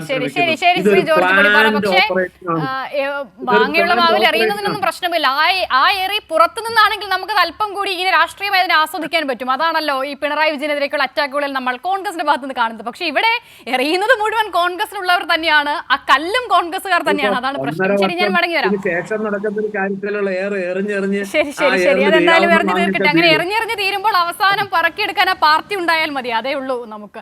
ഞാൻ മടങ്ങി വരാം. ശ്രീ ബിജു നായർ, നോക്കൂ, നേരത്തെ AK ഷാനിബ് പറഞ്ഞത് ഇന്നത്തെ ദിവസത്തെ ഏറ്റവും വലിയൊരു രാഷ്ട്രീയ വാർത്ത കൂടിയാണ്. പാലക്കാട് നഗരസഭയുമായി ബന്ധപ്പെട്ട ഈ പുനഃസംഘടനയുമായി ബന്ധപ്പെട്ട പ്രശ്നമാണ് കോൺഗ്രസിന് തലവേദന ഉണ്ടാക്കുന്നത്. അത് തന്നെയാണ് നമ്മൾ BJP-യിലും കാണുന്നത്. താങ്കൾ ഇന്ന് കണ്ടല്ലോ, ഇപ്പോൾ പ്രശാന്ത് ശിവനെ സംബന്ധിച്ചിടത്തോളം അതാണ് അവിടെ പരിണിത ഫലമായി വരുന്നത്. പക്ഷെ എന്നെ അത്ഭുതപ്പെടുത്തുന്നത്, തുടർച്ചയായി അധികാരത്തിലിരിക്കുന്ന BJP-ക്ക് ഒരു ഹാർഡ് കോർ പൊളിറ്റിക്സ് പ്രവർത്തിപ്പിക്കാൻ കഴിയുമെന്ന് പ്രതീക്ഷിക്കുന്ന പാലക്കാട് അവിടുത്തെ കൗൺസിലർമാരെ കൂടി തള്ളിപ്പറഞ്ഞുകൊണ്ട് K. സുരേന്ദ്രൻ അടക്കമുള്ളവർ ഈ പ്രശാന്ത് ശിവനൊപ്പം നിൽക്കുന്നു. അവിടെ എന്ത് സംഭവിച്ചാലും ഈ തീരുമാനത്തിനപ്പുറത്തേക്ക് പോകില്ല എന്ന് പറയുന്നു. അതെന്താണ് അവിടെ ആ ഇക്വേഷൻ എങ്ങനെയാണ് BJP-യിൽ വർക്ക് ചെയ്തത്?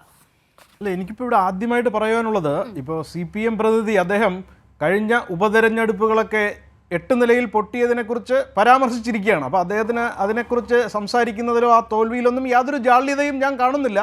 പക്ഷേ നമ്മളിവിടെ കേരള രാഷ്ട്രീയം അനലൈസ് ചെയ്യുമ്പോൾ കാണുന്നത്, CPM ഒരു ഏകാധിപത്യ പ്രവണതയിലൂടെ മുന്നോട്ട് പോകുമ്പോൾ കോൺഗ്രസ് ഒരു തമ്മിലടി പ്രവണതയിലൂടെ മുന്നോട്ട് പോകുന്നു. അവിടെ വളരെ ജനാധിപത്യപരമായ രീതിയിൽ സംഘടനാ തെരഞ്ഞെടുപ്പുകൾ നടത്തി അതിൽ വിമത ശബ്ദങ്ങൾ ഉണ്ടെങ്കിൽ അവരെയും ഉൾക്കൊള്ളിച്ചുകൊണ്ട് മുന്നോട്ട് പോകുന്ന ഒരു ശൈലി ഇന്ന് കേരളത്തിൽ BJP തന്നെയാണ് മുന്നോട്ട് വയ്ക്കുന്നത് എന്നെനിക്ക് വളരെ ശക്തമായി തന്നെ പറഞ്ഞു വയ്ക്കുവാൻ സാധിക്കും. BJP-യിലെ ജനാധിപത്യം ഇല്ലാത്തതാണല്ലോ ഇന്നത്തെ അവിടുത്തെ പ്രശ്നത്തിന് കാരണമല്ലേ? പ്രശാന്ത് ശിവനേക്കാളും ഈ തെരഞ്ഞെടുപ്പ്, താങ്കൾ പറഞ്ഞതുപോലെ തെരഞ്ഞെടുപ്പായിരുന്നു, വോട്ട് നില കൂടുതൽ മറുപക്ഷത്തുണ്ടായിരുന്നു. അതുകൊണ്ടാണ് ഇവിടെ പ്രശ്നമുണ്ടായത്. അപ്പോൾ ഇവിടെയും ഒരു ഏകാധിപത്യ രീതിയിൽ കെട്ടിയിറക്കപ്പെട്ടു പ്രശാന്ത് ശിവനെ എന്നുള്ളതാണ് വിമതപക്ഷത്തിന്റെ ആരോപണം. അവർ ഏറ്റവും പ്രധാനപ്പെട്ട BJP-യുടെ നേതാക്കളാണല്ലോ പാലക്കാട്. അതെ അച്ഛത, ഇപ്പോൾ ഈ വിമത ശബ്ദങ്ങൾ ഉണ്ടെങ്കിൽ അത് ജനാധിപത്യപരമല്ല എന്ന് നമുക്ക് എങ്ങനെ പറയുവാൻ സാധിക്കും? ഒരു സമവായം ഉണ്ടാക്കുവാൻ സാധിക്കുമോ എന്നുള്ളതാണ്. അത് തള്ളിക്കളയേണ്ട ആവശ്യമില്ല. ഇപ്പോൾ അവിടെയാണ് ഞാൻ പറഞ്ഞു വരുന്നത്, പ്രശാന്ത് ശിവൻ പാലക്കാടിൻ്റെ യുവമോർച്ച പ്രസിഡന്റ് എന്ന് നമ്മൾ പറയുമ്പോൾ അവിടെയുള്ള യുവ നേതാക്കളിൽ ഏറ്റവും തലമുതിർന്ന ഒരാളാണ് അദ്ദേഹം എന്നാണ് നമ്മൾ മനസ്സിലാക്കേണ്ടത്. അപ്പോൾ അദ്ദേഹത്തെ കെട്ടിയിറക്കി എന്നൊക്കെ പറയുന്നത് ഏത് രാഷ്ട്രീയ തത്വശാസ്ത്രം വെച്ചാണ് എന്നാണ് എനിക്ക് ചോദിക്കുവാനുള്ളത്. അദ്ദേഹം നമ്മുടെ യുവജന സംഘടനയിലെ ഏറ്റവും തലമുതിർന്ന നേതാവെന്നുള്ള നിലയിൽ നാളത്തെ BJP-യുടെ നേതാവ് തന്നെയാണ്. ഇനി അടുത്ത എനിക്ക് പറയുവാനുള്ളത്, ഈ ഒരു പുനഃസംഘടനയിൽ 27 ജില്ലകളായി നമ്മൾ 30 ജില്ലകളായി തിരിച്ചിട്ടുണ്ട്. 3 ഇപ്പോഴും ആളുടെ പേര് ഫൈനലൈസ് ചെയ്തിട്ടില്ല. പക്ഷേ ഈ 27-ൽ എത്രയോ ഇടത്ത് വളരെ ഭംഗിയായി കാര്യങ്ങൾ നടന്നു മുന്നോട്ട് പോയിക്കൊണ്ടിരിക്കുകയാണ്. പറയുവാൻ സമ്മതിക്കുന്നില്ല.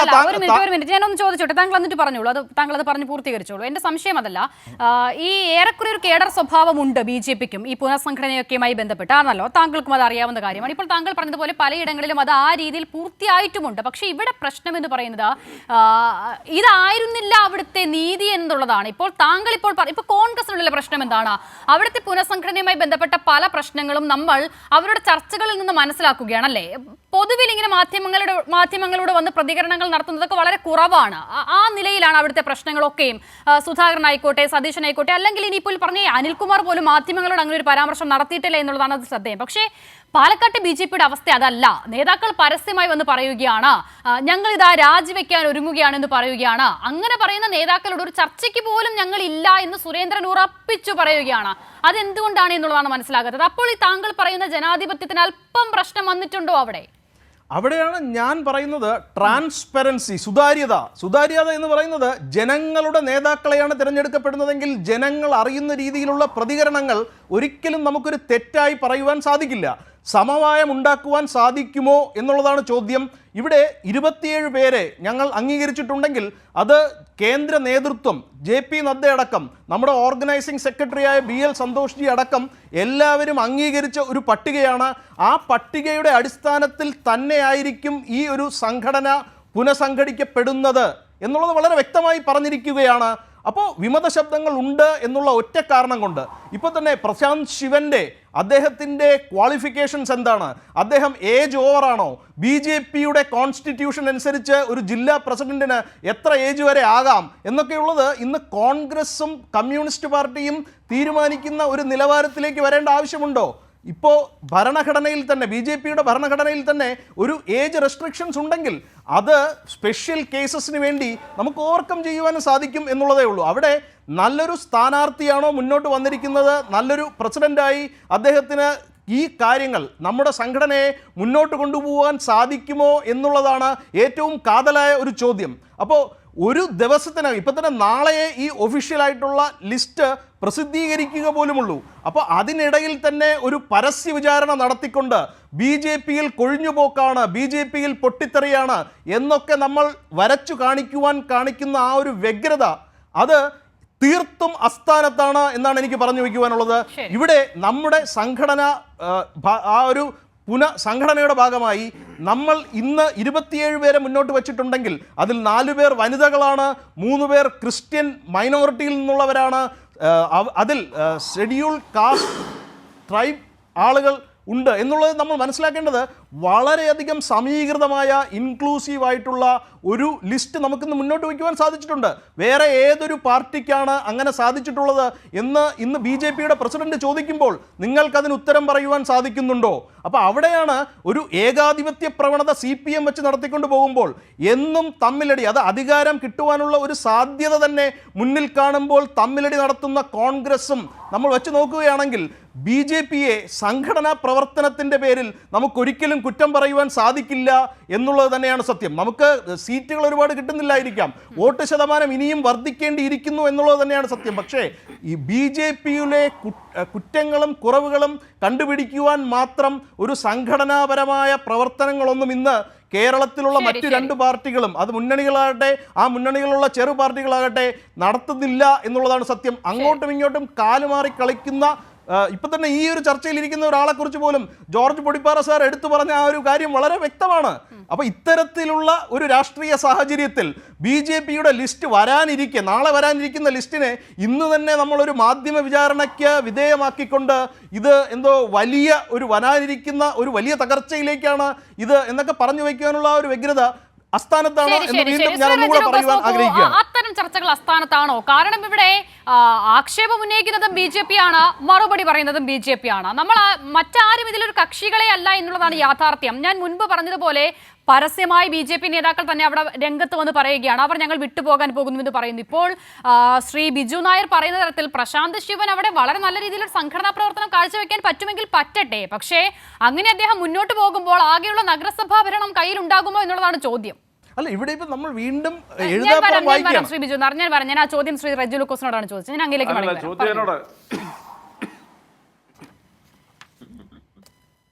അല്ല അസിത, അത് ഏറ്റവും കൗതുകരമായ കാര്യം എന്ന് പറയുന്നത് ഇവിടെ ബഹുമാനപ്പെട്ട ബിജു നായർ പറഞ്ഞ 2 വാക്കുകൾ അദ്ദേഹം വിഴുങ്ങിക്കൊണ്ടേ ഇനി മറുപടി പറയാൻ പറ്റുള്ളൂ. അദ്ദേഹം പറഞ്ഞു ഞങ്ങളുടെ ജനാധിപത്യം ട്രാൻസ്പെറൻസി ആണ് ഉള്ളതെന്ന് പറഞ്ഞു. ഞാനൊരു കാര്യം ചോദിക്കട്ടെ ബിജു നായരോട്. കേരളത്തിലെ 2 BJP ഭരിക്കുന്ന മുനിസിപ്പാലിറ്റി, ഒന്ന് പന്തളമാണ്, അതിൻ്റെ അവസ്ഥ പ്രത്യേകിച്ച് പറയേണ്ട ആവശ്യമില്ലല്ലോ. പാലക്കാട് കഴിഞ്ഞ ഉപതെരഞ്ഞെടുപ്പിൽ നിങ്ങൾക്ക് നഷ്ടപ്പെട്ട മുനിസിപ്പാലിറ്റിക്കുള്ളിൽ നിന്ന് മാത്രം നഷ്ടപ്പെട്ട വോട്ട് 10,000 വോട്ടാണ്. 10,000 വോട്ട്. നിങ്ങളുടെ ഒരു കോട്ടക്കുത്തളമായിരുന്നു പാലക്കാട് മുനിസിപ്പാലിറ്റി എന്ന് പറയുന്നത്. അവിടുത്തെ 6 കൗൺസിലർമാർ അവിടെ പരസ്യമായിട്ട് തന്നെ അവിടുത്തെ മുനിസിപ്പൽ ചെയർപേഴ്സൺ തന്നെ നിങ്ങളുടെ പാർട്ടിക്കെതിരെ അന്ന് തെരഞ്ഞെടുപ്പ് സമയത്ത് സന്ദീപ് വാര്യരുടെ വിഷയത്തിൽ പ്രശ്നം ഉണ്ടാക്കി നിങ്ങൾക്കെതിരെ. രണ്ടാമത്തെ ദിവസം ഈ 10,000 വോട്ട് അവിടെ പോയി. നിങ്ങളിവിടെ ട്രാൻസ്പെറൻസിയാണ് ഞങ്ങൾക്ക് ജനാധിപത്യ ബോധമുണ്ടെന്ന് പറയുന്നത്. കാരണം നിങ്ങളുടെ ജനാധിപത്യ ബോധക്കുറവുകൊണ്ടാണ് ഞങ്ങളുടെ പാർട്ടീനെയൊക്കെ നിങ്ങളിപ്പോൾ വിമർശിക്കുന്നത്. നിങ്ങളുടെ പാർട്ടി എന്ന് പറഞ്ഞാൽ ജനാധിപത്യ ലെവലേശം പോലുമില്ല, ഏകാധിപത്യ പ്രവണതയുള്ളൊരു പാർട്ടിയാണിത്. ഉദാഹരണങ്ങൾ ഒരുപാടുണ്ട്, അതിലേക്ക് ഞാൻ പോകുന്നില്ല. ഞാൻ ഒരു കാര്യമോട് നിങ്ങളോട് പറയാം. നിങ്ങളുടെ ആ 10,000 വോട്ട് എങ്ങോട്ട് പോയി? നിങ്ങൾക്ക് മറുപടി പറയാൻ പറ്റുമോ? നിങ്ങൾക്ക് എന്തെങ്കിലും മറുപടി പറയാൻ പറ്റുമോ? അപ്പോൾ തന്നെ ഒരു കാര്യം മനസ്സിലായില്ല, നിങ്ങളുടെ 6 കൗൺസിലർമാർ രാജിക്കത്ത് കൈമാറിയതായിട്ടാണ് വിവരം കിട്ടുന്നത്. നിങ്ങളുടെ മുനിസിപ്പാലിറ്റിയിലെ ചെയർമാൻ സ്ഥാനം അല്ലെ മുനിസിപ്പൽ ഭരണം നിലനിൽക്കാൻ വേണ്ടിയിട്ടുള്ള വിട്ടുവീഴ്ച കൊണ്ട് മാത്രമാണ് ഇപ്പോൾ ആ ഭരണം താഴെ പോകാത്തത്. 2-3 ദിവസമുള്ളത് താഴെ പോകും. ഇനി നിങ്ങളുടെ പ്രശാന്തിനെ കുറിച്ച് കാര്യം പറഞ്ഞു, നിങ്ങളുടെ ജില്ലാ പ്രസിഡന്റ് സ്ഥാനാർത്ഥിയായിട്ട് ഇപ്പോൾ അപ്പോയിന്റ് ചെയ്തിരിക്കുന്നത്. അദ്ദേഹത്തിനും നിങ്ങൾ പറഞ്ഞത് വളരെ സീനിയറായ വളരെ പരിണിതപ്രജ്ഞനായ ഒരാളെന്ന് പറയുന്നു. അതുപോലെ നിങ്ങൾ പറയുന്നത് യുവമോർച്ചയുടെ ജില്ലാ പ്രസിഡന്റാണെന്ന് പറയുന്നത്. ഒരു യുവമോർച്ചയുടെ ജില്ലാ പ്രസിഡന്റിനേക്കാളും എത്രയോ സീനിയർ മോർച്ച നേതാക്കന്മാർ ആ ജില്ലയിലുണ്ടെന്നറിയോ? നിങ്ങളുടെ ദേശീയ കൗൺസിൽ മെമ്പറുണ്ട്, കഴിഞ്ഞ ദിവസം വിവിധ വേഷം കെട്ടുകയും സന്ദീപ് വാര്യരോടൊപ്പം ചേർന്നുകൊണ്ട് പരസ്യമായിട്ട് തന്നെ നിങ്ങളുടെ പാർട്ടിക്കെതിരെ ഉപതെരഞ്ഞെടുപ്പിൽ പ്രതികരിച്ച ഒരു വ്യക്തിത്വമുണ്ട്. അദ്ദേഹത്തിനെതിരെ നടപടി സ്വീകരിക്കാൻ നിങ്ങൾക്ക് തട്ടലുണ്ടായിരുന്നോ? നിങ്ങൾക്ക് തട്ടലുണ്ടോ? ഉണ്ടായിരുന്നോ? ഇല്ല. എന്താ കാരണം? അങ്ങനെ സ്വീകരിക്കാനുള്ള ആരോഗ്യം നിങ്ങൾക്കില്ല. അതാണ് എൻ്റെ വസ്തുത എന്ന് പറയുന്നത്. അപ്പോൾ ചുമ്മാ ഇരുന്നോട് ഇങ്ങനെയൊക്കെ പറയുമ്പോൾ നിങ്ങളത് മനസ്സിലാക്കണം, നിങ്ങളെ കേരളത്തിലെ ജനങ്ങൾ കൈവിട്ട് കഴിഞ്ഞു. ഇനി നിങ്ങളോടൊരു കാര്യം പറയാം, അതുകൊണ്ട് പറയാനുള്ള സമയം തരാം. ഇപ്പോൾ നടന്നുകൊണ്ടിരിക്കുന്ന പ്രയാഗ്രാജിലെ കുംഭമേളയിൽ ഇൻഡോറിലെ ഒരു ചേരി പ്രദേശത്ത് നിന്ന് വന്നൊരു പെൺകുട്ടി ലോകത്തിന് ശ്രദ്ധ നേടിയിരിക്കുന്നു, മോണാലിസ. അതിനെക്കുറിച്ച് വിദേശ മാധ്യമങ്ങളും എല്ലാം ഇപ്പോൾ ഏറ്റവും പുതിയതായിട്ട് വന്നിരിക്കുന്ന വാർത്ത അറിയോ? നിങ്ങൾ മൂക്കത്ത് കൈവെക്കണം. എന്താ അറിയോ? ഇന്ത്യ എന്ന് പറഞ്ഞ മഹാരാജ്യത്തിന്റെ കുറെ നഗരങ്ങൾ വികസിച്ചപ്പോൾ ഗ്രാമീണ മേഖലകൾ കൈയൊഴിഞ്ഞ് ഏതാണ്ട് 24 കോടിയോളം ജനങ്ങളെ പട്ടണത്തിലേക്ക് തള്ളിപ്പോയി വിട്ടിരിക്കുന്നു. ആ പെൺകുട്ടി സ്കൂളിൽ പോയിട്ടില്ല. കോടിക്കണക്കിന് ഇന്ത്യക്കാരെ സ്കൂളിൽ പോലും നടത്താൻ പോകാതെ ഉണ്ട്. വിദ്യാഭ്യാസം പോലും പകർന്നു തരാൻ കഴിയാതെ കൊണ്ട് കുറെ കുംഭകോണക്കാരെയും കുറെ കൊള്ളക്കാരെയും ഊട്ടി വളർത്തിയ നിങ്ങളുടെ പാർട്ടിയെ ഈ രാജ്യം ആ പെൺകുട്ടിയിലൂടെ അന്തർദേശീയ തലത്തിൽ തന്നെ കുപ്രസിദ്ധി നേടിയിരിക്കുന്നു. ഇതൊക്കെ നിങ്ങൾ അറിയുന്നുണ്ടോ? കേരളം നിങ്ങൾ മനസ്സിലാക്കണം. ഇന്ത്യക്ക് ഒരു ഭരണഘടനയുണ്ട്. ആ ഭരണഘടന പറഞ്ഞിരിക്കുന്നത് എന്താ അറിയോ? 15 വയസ്സുള്ള ഇന്ത്യയിലെ ഓരോ വ്യക്തിക്കും നിർബന്ധിതമായിട്ടുള്ള വിദ്യാഭ്യാസം സൗജന്യമായിട്ട് കൊടുക്കണമെന്ന് എഴുതി വെച്ചിരിക്കുന്ന ഭരണഘടനയുണ്ട്. നിങ്ങൾ ഇന്ത്യയിലെ ഗ്രാമപ്രദേശങ്ങൾ, ഉത്തർപ്രദേശും ബീഹാറും അതുപോലെ മധ്യപ്രദേശും അതുപോലെ ഗുജറാത്ത് പോലുള്ള സംസ്ഥാനങ്ങളിലെ ഗ്രാമപ്രദേശങ്ങളിൽ ഇപ്പോൾ സ്കൂൾ വിദ്യാഭ്യാസം പോലും കിട്ടുന്നില്ല എന്ന് പറഞ്ഞുകൊണ്ടാണ് നിങ്ങൾ ഈ രാജ്യത്തെ ഉയർത്തി നിന്നുള്ള ഗീറുവാനടിക്കുന്നത്. ആ നിങ്ങളുടെ കയ്യിലേക്ക് കേരളത്തിലെ ജനങ്ങൾ, കേരളത്തിൽ കഴിഞ്ഞ 7.5 പതിറ്റാണ്ടായിട്ട് ഈ സംസ്ഥാനം നേടിയിരിക്കുന്ന വിദ്യാഭ്യാസത്തിന്റെ വളർച്ച നിങ്ങളും കോൺഗ്രസ് ഭരിച്ച കേന്ദ്ര സർക്കാരിന്റെ പിന്തുണയല്ല. അതിവിടുത്തെ അതിന് നാന്ദി കുറിച്ചത് 1957 EMS നമ്പൂതിരിപ്പാടിന്റെ ഇതൊക്കെ പൂർത്തീകരിച്ചോട്ടെ സർക്കാരാണ്. ഇന്ന് ലോകത്തിന്റെ മുമ്പിൽ അഭിമാനത്തോടെ കേരളം നിൽക്കുന്നത്. ഞങ്ങൾ അഭിമാനത്തോടെ പറയും, നിങ്ങൾ ഉത്തരേന്ത്യ ഗ്രാമപ്രദേശങ്ങളെ വിദ്യാഭ്യാസം പോലും കൊടുക്കാണ്ട് നശിപ്പിച്ചപ്പോൾ, ഈ മഹാരാജ്യത്തെ തകർത്തപ്പോൾ, ലോകത്തെ 145 കോടി ജനങ്ങളുള്ള 1-ാം സ്ഥാനത്ത് നശിപ്പിച്ചപ്പോൾ കേരളത്തിലെ ജനങ്ങൾ ഇന്ന് ബോധവാന്മാർ. എന്താ അറിയോ? കേരളത്തിലെ ജനങ്ങൾ ഇവിടെ ഇരുന്ന് പോലും സംസാരിക്കാനുള്ള അവസരം കിട്ടുന്നത് എന്തുകൊണ്ടാണ്? ഈ വേദികളിലൊക്കെ വരുന്നതിന് കാരണം എന്തുകൊണ്ടാണ്? കേരളത്തിലെ ഇടതുപക്ഷ പ്രസ്ഥാനങ്ങൾ, ഞാൻ ആ കാര്യത്തിൽ ചെറുതായിട്ടൊന്നും കാണുന്നില്ല കോൺഗ്രസിലെ, കേരളത്തിലെ അവിടെ ഉയർത്തി വെച്ചിരിക്കുന്ന ജനങ്ങൾക്ക് നൽകിയിരിക്കുന്ന സൗജന്യ വിദ്യാഭ്യാസം, ഉന്നത വിദ്യാഭ്യാസത്തിന്റെ ഫലമാ. ഇതൊക്കെ കേരളത്തിലെ ജനങ്ങൾ തിരിച്ചറിയും. ആ നിങ്ങളുടെ പാർട്ടിയിലെ ആൾക്കാർ ഈ തട്ടിപ്പ് തിരിച്ചറിഞ്ഞുകൊണ്ടാണ് പാലക്കാട് ആ 10,000 വോട്ടർമാർ, നിങ്ങളുടെ കൃത്യമായ വോട്ടർമാർ, നിങ്ങളുടെ കേഡർ വോട്ടർമാർ തിരിഞ്ഞു കുത്തിക്കൊടുത്തത്. അത് നിങ്ങൾക്കറിയോ? എന്നാൽ നിങ്ങൾ മനസ്സിലാക്കൂ, അവിടെ വോട്ട് നഷ്ടപ്പെടാത്ത ഞങ്ങളുടെ പാർട്ടി, ഞങ്ങൾ 860 വോട്ട് അവിടെ കൂടുതൽ നേടി. ഞങ്ങളുടെ കുത്തക മണ്ഡലമൊന്നുമില്ല, ഞങ്ങൾക്ക് വ്യക്തമായിട്ട് അറിയാം. അപ്പോൾ നിങ്ങളുടെ ട്രാൻസ്പെറൻസി ജനാധിപത്യ ബോധത്തെ കുറിച്ച് ഇവിടെ ഇരുന്ന് ബിജു പറഞ്ഞപ്പോൾ എനിക്ക് മൂക്കത്ത് വിരൽ വെക്കാൻ തോന്നി. അതുകൊണ്ട് മാത്രം അത്ര ഞാൻ പറഞ്ഞത്. ശരി. ശ്രീ ബിജു നായർ, നോക്കൂ, ഞാൻ ഒരിക്കൽ കൂടി അങ്ങയിലേക്ക് വരുമ്പോൾ ഇവിടെ ഇപ്പോൾ താങ്കൾ പറഞ്ഞ തരത്തിൽ ഈ പുനഃസംഘടനയുമായി ബന്ധപ്പെട്ട ലിസ്റ്റ് നാളെ വരാനിരിക്കുന്നതേ ഉള്ളൂ.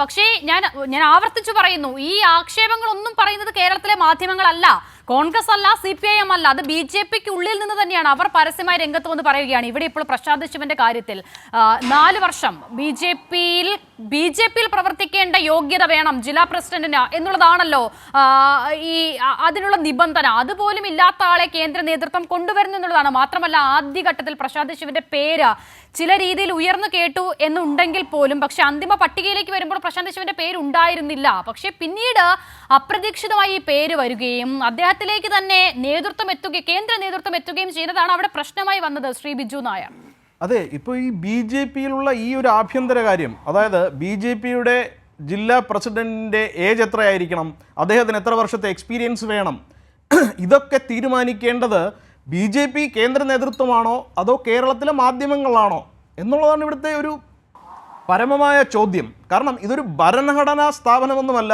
അല്ല, ഇതൊരു അതൊന്നും പാർട്ടി സ്ഥാനമാണ്. ശ്രീ ബിജു നായർ നോക്കൂ, ഞാൻ ആവർത്തിക്കുന്നത് അതുകൊണ്ടാണ്. ശ്രീ ബിജു നായർ, താങ്കൾ എന്നെ ഒന്ന് കേൾക്കൂ. ഈ ആക്ഷേപം ഉന്നയിച്ചത് മാധ്യമങ്ങളല്ല, CPIM അല്ല, കോൺഗ്രസ് അല്ല, അത് BJPയിലെ തന്നെ പാലക്കാട് ജില്ലയിലെ പ്രബല നേതാക്കളാണ്. അപ്പോൾ അവരെ വിശ്വസിക്കാൻ നിങ്ങൾക്കായിട്ടില്ലേ ഈ കാര്യം? ഇത് കേന്ദ്ര നേതൃത്വത്തിന് തീരുമാനിക്കാനുള്ള അധികാരവും അവകാശവും ഉണ്ട് എന്ന്. അവർ രാജിവെക്കാൻ പോകുകയാണ്. നഗരസഭാ ഭരണമടക്കം വീഴുമോ എന്ന പ്രതിസന്ധി.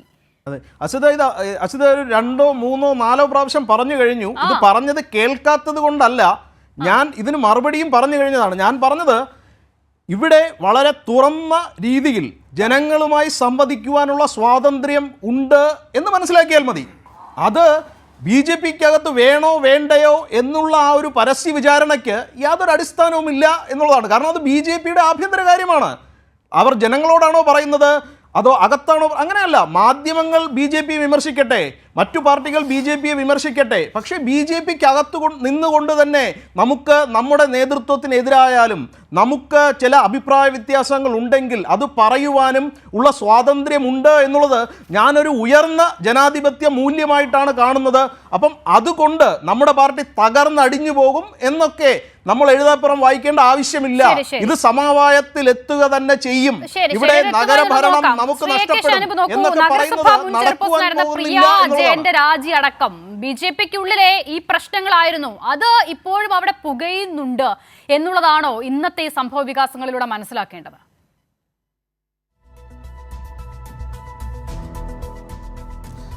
അതിനു മുമ്പ് BJPക്ക് വേണ്ടി സംസാരിക്കുന്നയാൾ ഇവിടെ പറഞ്ഞു ഉപതെരഞ്ഞെടുപ്പിൽ തോറ്റതിൻ്റെ ഒരു ജാള്യതയും പിന്നെ CPM പ്രതിനിധിക്കില്ല എന്ന്. കഴിഞ്ഞ കുറേ വർഷങ്ങളായി കാസർഗോഡ് മുതൽ കോന്നി വരെ കേരളത്തിൽ നടന്ന് മത്സരിച്ച് തോറ്റ് തുന്നം പാടിയിരിക്കുന്ന സംസ്ഥാന പ്രസിഡൻ്റുള്ള ഒരു പാർട്ടിയുടെ പ്രതിനിധിയാണ് BJPയുടെ സംസ്ഥാന പ്രസിഡന്റ്. കേരളം മുഴുവൻ നടന്ന് തോറ്റുകൊണ്ടിരിക്കുകയാണ്. അങ്ങനെയുള്ള ഒരു പാർട്ടിയുടെ പ്രതിനിധിയാണ് എൻ്റെ പിന്നെ ഉപതെരഞ്ഞെടുപ്പിലെ വിജയ പരാജയവുമായി ബന്ധപ്പെട്ട ജാള്യതയെക്കുറിച്ച് അദ്ദേഹം പറഞ്ഞു. അദ്ദേഹം അത് കണ്ണാടി നോക്കി പറയുന്നതായിരിക്കും നല്ലതെന്നാണ് എനിക്ക് അദ്ദേഹത്തോട് പറയാനുള്ളത്. പിന്നെ അദ്ദേഹം പറഞ്ഞു ഇത് ട്രാൻസ്പെറൻ്റ് ആണ് എന്നാണ്, BJPയുടെ തെരഞ്ഞെടുപ്പ് ട്രാൻസ്പെറൻ്റ് ആണ് എന്നാണ്. ഇവിടെ ഞാൻ മനസ്സിലാക്കിയെടുത്തോളം BJPയുടെ ജില്ലാ പ്രസിഡൻ്റായി മത്സരിച്ച അല്ലെങ്കിൽ വോട്ട് ചെയ്തു എന്നാണ് മാധ്യമങ്ങൾ പറയുന്നത്. 34 വോട്ട് കിട്ടിയ ഒരാളും 31 വോട്ട് കിട്ടിയ മറ്റൊരാളും ഈ പാലക്കാട് ഉണ്ടെന്നും, എന്നാൽ ഈ രണ്ടുപേരെയും മാറ്റി മറ്റൊരാളെ, ഈ ചിത്രത്തിലേ ഇല്ലാത്ത ഒരാളെ കൊണ്ടുവന്ന് ഇവിടുത്തെ ജില്ലാ പ്രസിഡന്റ് ആക്കുന്നു എന്നാണ് നമ്മൾ മനസ്സിലാക്കുന്നത്. അപ്പൊ ഇതിൽ എവിടെയാണ് ട്രാൻസ്പെറൻസി? ഇവിടെ എന്താണ് ജനങ്ങൾ തീരുമാനിക്കുന്നത് എന്നതൊക്കെ അതെ. അപ്പൊ എന്താണ് ഇതിന്റെ പിന്നെ അർത്ഥം എന്ന് ഈ ട്രാൻസ്പെറൻസിക്ക് അദ്ദേഹം കൊടുത്തിരിക്കുന്ന അർത്ഥം എന്താണെന്ന് എനിക്ക് മനസ്സിലാകുന്നില്ല. പിന്നെ BJPയുടെ സംഘടനാ കാര്യങ്ങളൊന്നും നമ്മൾ അഭിപ്രായം പോലും പറയേണ്ടതുണ്ട് എന്ന് എനിക്ക് തോന്നുന്നില്ല. അത് എങ്ങനെ തിരഞ്ഞെടുത്താലും അതിൻ്റെ ഭാരവാഹികളെ ജില്ലാ പ്രസിഡന്റുമാരെ ഇനി ജനാധിപത്യ രീതിയിൽ അവർ തിരഞ്ഞെടുത്താലും ശരി, പിന്നെ നരേന്ദ്രമോദി അവിടുന്ന് നോമിനേറ്റ് ചെയ്താലും ശരി, എന്താണ് BJPയുടെ നിലപാടെന്നും BJPയുടെ ആശയം എന്നൊക്കെ നമുക്ക് കൃത്യമായിട്ട് അറിയാം. അതുകൊണ്ട് അതൊന്നും ഒരു തർക്ക വിഷയമായി പോലും സംസാരിക്കേണ്ടതില്ല എന്നാണ് ഞാൻ കരുതുന്നത്. നമുക്കറിയാം, ഇവിടെ താങ്കൾ ചോദിച്ച ചോദ്യം പാലക്കാട് നഗരസഭയുമായി ബന്ധപ്പെട്ട പ്രശ്നം.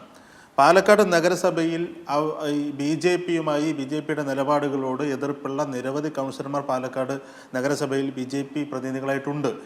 എന്നാൽ അവർ രാജിവെക്കാൻ തയ്യാറായാൽ പോലും അവർക്ക് പിന്തുണ കൊടുക്കാനോ അവരെ രാഷ്ട്രീയമായി ഏറ്റെടുക്കാനോ കോൺഗ്രസ് തയ്യാറാവില്ല എന്നാണ് ഞാൻ പറഞ്ഞത്. അതിന് കാരണം ഇവിടുത്തെ പ്രധാനപ്പെട്ട കോൺഗ്രസ് BJP നേതാക്കൾ തമ്മിലുണ്ടാക്കിയൊരു ധാരണയുണ്ട്. ആ ധാരണ ഈ സാധാരണക്കാരായിട്ടുള്ള കൗൺസിലർമാർക്ക് അതിനെക്കുറിച്ച് ധാരണയുണ്ടാവില്ല. പക്ഷേ ഇത് ഉന്നത തലത്തിലുണ്ടാക്കിയ ധാരണയാണ്. അതെന്താണ് ധാരണ? ഞാൻ ഉറപ്പിച്ചു പറയുന്നു, ഇപ്പോൾ ഈ ഉണ്ടായ തർക്കം പോലും ഏതെങ്കിലും തരത്തിൽ, ഇപ്പോൾ ഇവിടെ പല ആളുകളും ചർച്ചയിൽ പങ്കെടുക്കുന്ന പല ആളുകളും പറഞ്ഞു ഇത് ഭരണം വീഴാൻ പോകുന്നു. ഞാൻ പറയുന്നു, പാലക്കാട് നിന്നുകൊണ്ട് ഞാൻ പറയുന്നു, ഒരു ഭരണമാറ്റവും പാലക്കാട് ഉണ്ടാകാൻ പോകുന്നില്ല.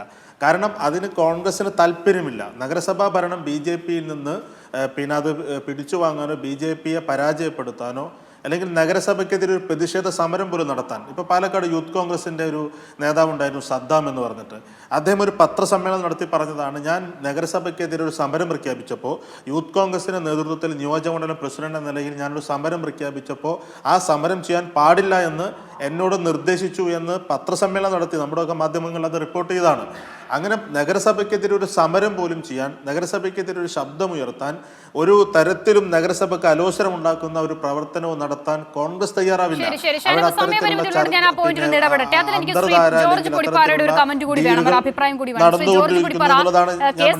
വലിയ ആത്മവിശ്വാസമാണ് പ്രകടിപ്പിക്കുന്നത്. ഈ നിലയിൽ ഒരു പ്രതികൂല സാഹചര്യം അവിടെ ഉള്ളപ്പോഴും ഈ വിമത നേതാക്കളുമായി ഒരു ചർച്ചയ്ക്ക് പോലും തയ്യാറല്ല എന്ന മട്ടിൽ അദ്ദേഹം പ്രതികരിക്കുന്നതിന്റെ കാരണം ആ ആത്മവിശ്വാസം ഷാനിബ് പറഞ്ഞതാണോ?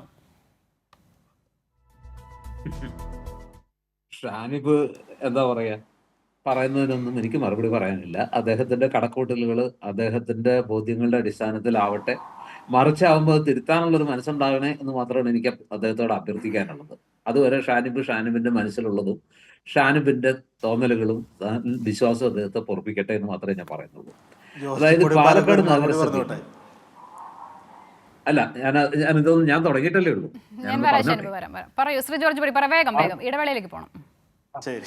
പാലക്കാട്ടുള്ള പ്രശ്നം എന്താ? കഴിഞ്ഞ ഉപതെരഞ്ഞെടുപ്പിൽ BJPക്ക് റെജി ലൂക്കോസ് പറഞ്ഞതുപോലെ 10,000-ഓളം വോട്ടുകൾ നഷ്ടപ്പെട്ടു. അത് മുഴുവനുമായിട്ട് ഈ തെരഞ്ഞെടുപ്പിന്റെ മാത്രം ഒരു ഇതാണെന്ന് പറയാൻ പറ്റില്ല. 2021 ഈ ശ്രീധരനെ പോലുള്ള ഒരു വലിയ സ്ഥാനാർത്ഥി, അല്ലെങ്കിൽ അവർക്ക് നിർത്താവുന്ന ഏറ്റവും മികച്ചൊരു സ്ഥാനാർത്ഥി നിർത്തിയപ്പോൾ കിട്ടിയ അതേ വോട്ടുകൾ BJPക്ക് ഈ തെരഞ്ഞെടുപ്പ് കിട്ടില്ലായിരുന്നു എന്ന് നമുക്കറിയാം. മാത്രമല്ല, ആ തെരഞ്ഞെടുപ്പിൽ എണ്ണയിട്ട യന്ത്രം പോലെ പ്രവർത്തിച്ച BJP, അപസ്വരങ്ങളും ശ്രുതികളും ഒന്നും ഇല്ലാതെ പ്രവർത്തിച്ച ഒരു BJP അല്ല ഈ കഴിഞ്ഞ ഉപതെരഞ്ഞെടുപ്പിൽ നമ്മൾ കണ്ടത്. വലിയൊരു വിഭാഗം തുടക്കം മുതൽ തന്നെ MK കൃഷ്ണകുമാറിന്റെ സ്ഥാനാർത്ഥിത്വത്തെ എതിർത്തു. ആ കൂട്ടത്തിൽപ്പെട്ടവർ തന്നെയാണ് ഇന്നിപ്പോ ഈ വെല്ലുവിളി ഉയർത്തിയിരിക്കുന്നതും യോഗം ചേർന്നതും നാളെ നഗരസഭ അംഗത്വം രാജിവെക്കുന്നൊക്കെ പറഞ്ഞിട്ടുള്ള ചെയർപേഴ്സൺ ഈ പറഞ്ഞ ശശികലയായാലും ശരി, അതുപോലെ തന്നെ ഈ പറഞ്ഞ നമ്മുടെ ശിവരാജനായാലും സാബു ആയാലും ഇവരെല്ലാവരും അന്നത്തെ കലാപത്തിൽ ആ കൊട്ടാര വിപ്ലവത്തിൽ പെട്ടവർ തന്നെയാണ്. പക്ഷെ BJP പഠിക്കാതെ പോകുന്ന ഒരു പാഠം എന്താന്ന് വെച്ചിട്ടുണ്ടെങ്കിൽ, ഈ അസ്വസ്ഥതകളാണ് ആ കഴിഞ്ഞ ഉപതെരഞ്ഞെടുപ്പിൽ അവരുടെ സാധ്യതകൾ നഷ്ടപ്പെടുത്തിയതെങ്കിൽ വീണ്ടും ഒരിക്കൽ കൂടി അവരുമായിട്ടൊരു അനുരഞ്ജനത്തിനോ അല്ലെങ്കിൽ അവരുമായിട്ടൊരു സമവായത്തിനോ ശ്രമിക്കാതെ വീണ്ടും ഒരു കലാപത്തിലേക്ക്, ഇവിടെ നമ്മൾ കേട്ടത് എന്താണ്? ഓമനക്കുട്ടന് 1ാം സ്ഥാനം കിട്ടി, 2ാം സ്ഥാനത്തേക്ക് വേറൊരു കൗൺസിലർ, അദ്ദേഹത്തിന്റെ പേര് സ്മിതേഷ് 2ാമതെത്തി. എന്നിട്ട് ഈ 2 പേരും അല്ലാത്ത 3ാമത് വേറൊരാൾ എത്തിയതായിട്ട് പറയുന്നുണ്ട്, സാബു. ഈ 3 പേരും അല്ലാത്ത മറ്റൊരാള് ഉടനെ ഇവിടേക്ക് വരുന്നു. അതായത് പുതിയൊരാള്, യുവമോർച്ചയുടെ ജില്ലാ പ്രസിഡന്റ് ആയിട്ടുള്ള ആള് ഒറ്റയടിക്ക്, സാധാരണ അതിൽ യുവമോർച്ചയുടെ ജില്ലാ പ്രസിഡന്റ് പതുക്കെ ആ സ്ഥാനം കഴിഞ്ഞിട്ട് മാതൃസംഘടനയുടെ ഒരു ഭാരവാഹിത്വമൊക്കെ എടുത്ത് ഒരു ഇത്തിരി എക്സ്പീരിയൻസ് ഒക്കെ ആയതിനു ശേഷമാണ് ജില്ലാ പ്രസിഡന്റ് സ്ഥാനം കിട്ടുക. ഇത് നേരെ പ്രായം ഒരു പ്രശ്നമായി പറയുന്നുണ്ട് ഈ വിമത വിഭാഗം. പ്രായം എത്തിയിട്ടില്ല എന്ന് പറയുന്നു, അനുഭവമില്ല, അതായത് BJP 4 വർഷം പ്രവൃത്തി പരിചയമില്ല എന്ന് പറയുന്നു. അതിപ്പോ നേരത്തെ അദ്ദേഹം പറഞ്ഞൊരു മറുപടി ഉണ്ടല്ലോ, നമ്മുടെ BJPയുടെ ബിജു നായർ പറഞ്ഞൊരു മറുപടി ഉണ്ട്. ഇത് ഭരണഘടനാ സ്ഥാപനമൊന്നുമല്ല, ഭരണഘടനയിൽ എഴുതി വെച്ചിട്ടൊന്നുമില്ല. ഞങ്ങളുടെ പാർട്ടിയിലെ കാര്യങ്ങളല്ലേ, ഞങ്ങളുടെ പാർട്ടിയിൽ ആര് പ്രസിഡന്റ് ആവണമെന്ന് ഞങ്ങളുടെ അഖിലേന്ത്യാ നേതൃത്വം തീരുമാനിക്കുകയാണ്. 35 വയസ്സായാലും കുഴപ്പമില്ല, മിടുക്കനാണ് അയാള്. 24ാം വയസ്സിൽ MLA ആകുന്ന എത്ര പേരുണ്ട് നമ്മുടെ നാട്ടില്. അപ്പൊ എന്ന് പറഞ്ഞ പോലെ 35ാം വയസ്സിൽ അദ്ദേഹത്തിന് ആ ഒരു സ്ഥാനം ഏറ്റെടുക്കാനുള്ള ആ കെൽപ്പുണ്ട് എന്ന് ആ പാർട്ടിക്ക് തോന്നുകയാണെങ്കിൽ നമ്മളെന്തിനാ അതേക്കുറിച്ച് ചോദിക്കാൻ പോകുന്നത്? നമ്മുടെ കാര്യമല്ല. ഞാൻ ചോദിച്ചത്, നോക്കൂ, അങ്ങനെ ഒരു അവസരം മുതലെടുക്കാനുള്ള ഒരു പരുവപ്പെടൽ കോൺഗ്രസ് ഉണ്ടോ എന്നുള്ളതാണ്. അത് ഉപയോഗപ്പെടുത്താനാകുമെങ്കിൽ അതോടെ കോൺഗ്രസിനാണല്ലോ ആകുന്നത്, അത് ഉണ്ടാകുമോ? ഇങ്ങനെ ഒരു പ്രശ്നം ഉണ്ടാകുമ്പോഴത്തെ പ്രശ്നം എനിക്ക് BJPയുടെ പ്രതിനിധിയോട് പറയാനുള്ളത്, ഇങ്ങനെ ഇതൊക്കെ ചെയ്യുമ്പോൾ ആ പാർട്ടിക്ക് അകത്തുള്ള ഒരു ബോധ്യപ്പെടുത്തുക, ആ കലാപം ഉണ്ടാകാത്ത രീതിയിൽ ഒരു കൺസെൻസസിൽ പോകാനുള്ള ഒരു അന്തരീക്ഷം സൃഷ്ടിക്കുക. ഇന്നിപ്പോ ഈ പാർട്ടിയുടെ സംസ്ഥാന അധ്യക്ഷന്റെ വാക്കുകളിൽ നിറയുന്നത് വല്ലാത്ത ഒരു മുന്നറിയിപ്പും താക്കീതും, നേരത്തെ പറഞ്ഞ പോലെ അന്ത്യശാസനം പോലെയൊക്കെയാണ് കേൾക്കുന്നത്. അതാണ് ഒരു നല്ല ശൈലി എന്നുള്ള കാര്യത്തിൽ എനിക്ക് സംശയമുണ്ട്. അതായത് ഇവരെയൊക്കെ കൂട്ടിച്ചേർത്ത് നിർത്തുക എന്നുള്ളതാണ് സംസ്ഥാന പ്രസിഡന്റ് എന്നുള്ള നിലയ്ക്ക് അദ്ദേഹത്തിന്റെ ദൗത്യം എന്ന് ഞാൻ വിശ്വസിക്കുന്നു. പിന്നെ ഷാനിബ് പറഞ്ഞ കാര്യമൊക്കെ അതൊന്നും എനിക്ക് ഞാനത് അതേക്കുറിച്ച് കമന്റ് ചെയ്യുന്നില്ല. ആളുകൾ നാളെ രാജിവെച്ച് ഈ BJP പോരാൻ തയ്യാറായാൽ തീർച്ചയായിട്ടും അവിടെ കോൺഗ്രസിന് ഭൂരിപക്ഷം കിട്ടുന്ന, അല്ലെങ്കിൽ BJPയുടെ ഭൂരിപക്ഷം നഷ്ടപ്പെട്ടാൽ ഏതായാലും CPM-ന് അത് ഭരിക്കാൻ പറ്റില്ല. അതിനുള്ള ഒരു കാരണവശാലും CPM-ന് ആ മാജിക്കൽ നമ്പറിലേക്ക് എത്താൻ പറ്റില്ല. ഏതെങ്കിലും രീതിയിൽ അവിടെ ഒരു ഭരണമാറ്റം ഉണ്ടാവുന്നുണ്ടെങ്കിൽ അവിടുത്തെ കക്ഷി നിലയൊക്കെ പരിശോധിക്കുമ്പോൾ ഒരുപക്ഷെ റെജി ലൂക്കോസിന് ബോധ്യം ഉണ്ടാവും, ഏതെങ്കിലും രീതിയിൽ അവിടെ പുതിയൊരു ഭരണം വരികയാണെങ്കിൽ അത് കോൺഗ്രസിന്റെ നേതൃത്വത്തിലായിരിക്കും. കോൺഗ്രസിന് മാത്രമേ അത് ശരി ശരി ശരി സാധിക്കൂ. ശ്രീ ജോർജ് പടിപ്പാറ വ്യക്തമാണ്. ശ്രീ ജോർജ് പടിപ്പാറ, നമ്മൾ നേരത്തെ പറഞ്ഞതുപോലെ സർവേ എന്നുള്ള വ്യാഖ്യാനത്തിലേക്കൊന്നും പോകണ്ട. പക്ഷേ നോക്കൂ, ഒരു പ്രതിപക്ഷ നേതാവ് 64 സീറ്റിൽ നമുക്ക് വിജയസാധ്യതയുണ്ട്, ആ നിലയിൽ മുന്നേറണം എന്നൊക്കെ പറയുമ്പോൾ പൊതുവിലത് മറ്റുള്ളവർ അത് അംഗീകരിക്കുകയും ആ നിലയിൽ മുന്നോട്ട് പോകുകയുമാണ് വേണ്ടതല്ലേ? അതൊരു പോസിറ്റീവ് തിങ്ക് ആയിരുന്നു വാസ്തവത്തിൽ. പക്ഷേ ഇങ്ങനെ ഒരു ഇടപെടൽ അതിനുള്ളിൽ നിന്ന് തന്നെ ഉണ്ടാകുന്നതിന് കാരണം അപ്പോൾ ആ ആശയത്തെക്കാൾ അപ്പുറം വി ഡി സതീശന്റെ ആറ്റിറ്റ്യൂഡ് പ്രശ്നമാകുന്നു എന്നുള്ളതാണോ? എന്തായാലും അവിടെ ഈ 63 സീറ്റിൽ നമ്മൾ ഫോക്കസ് ചെയ്യുന്നു എന്ന് പറയുന്ന സമയത്ത് അവിടുത്തെ അത് പറഞ്ഞ സമയത്തെ ആറ്റിറ്റ്യൂഡൊന്നും അല്ല പ്രശ്നം.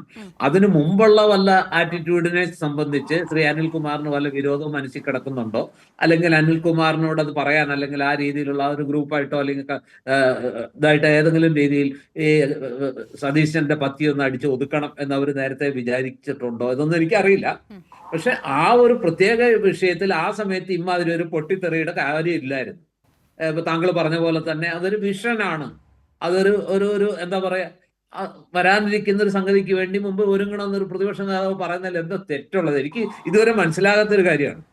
മാത്രമല്ല, ഞാൻ മനസ്സിലാക്കുന്നത് ഈ പറഞ്ഞ പോലെ ഈ അനിൽകുമാർ മാത്രമല്ല, കൊല്ലത്തു നിന്നുള്ള ഒരു മുതിർന്ന നേതാവും ആ സമയത്ത് സതീശനെതിരെ വലിയ വിമർശനമൊക്കെ അഴിച്ചുവിട്ടു എന്നാണ് പറയുന്നത്.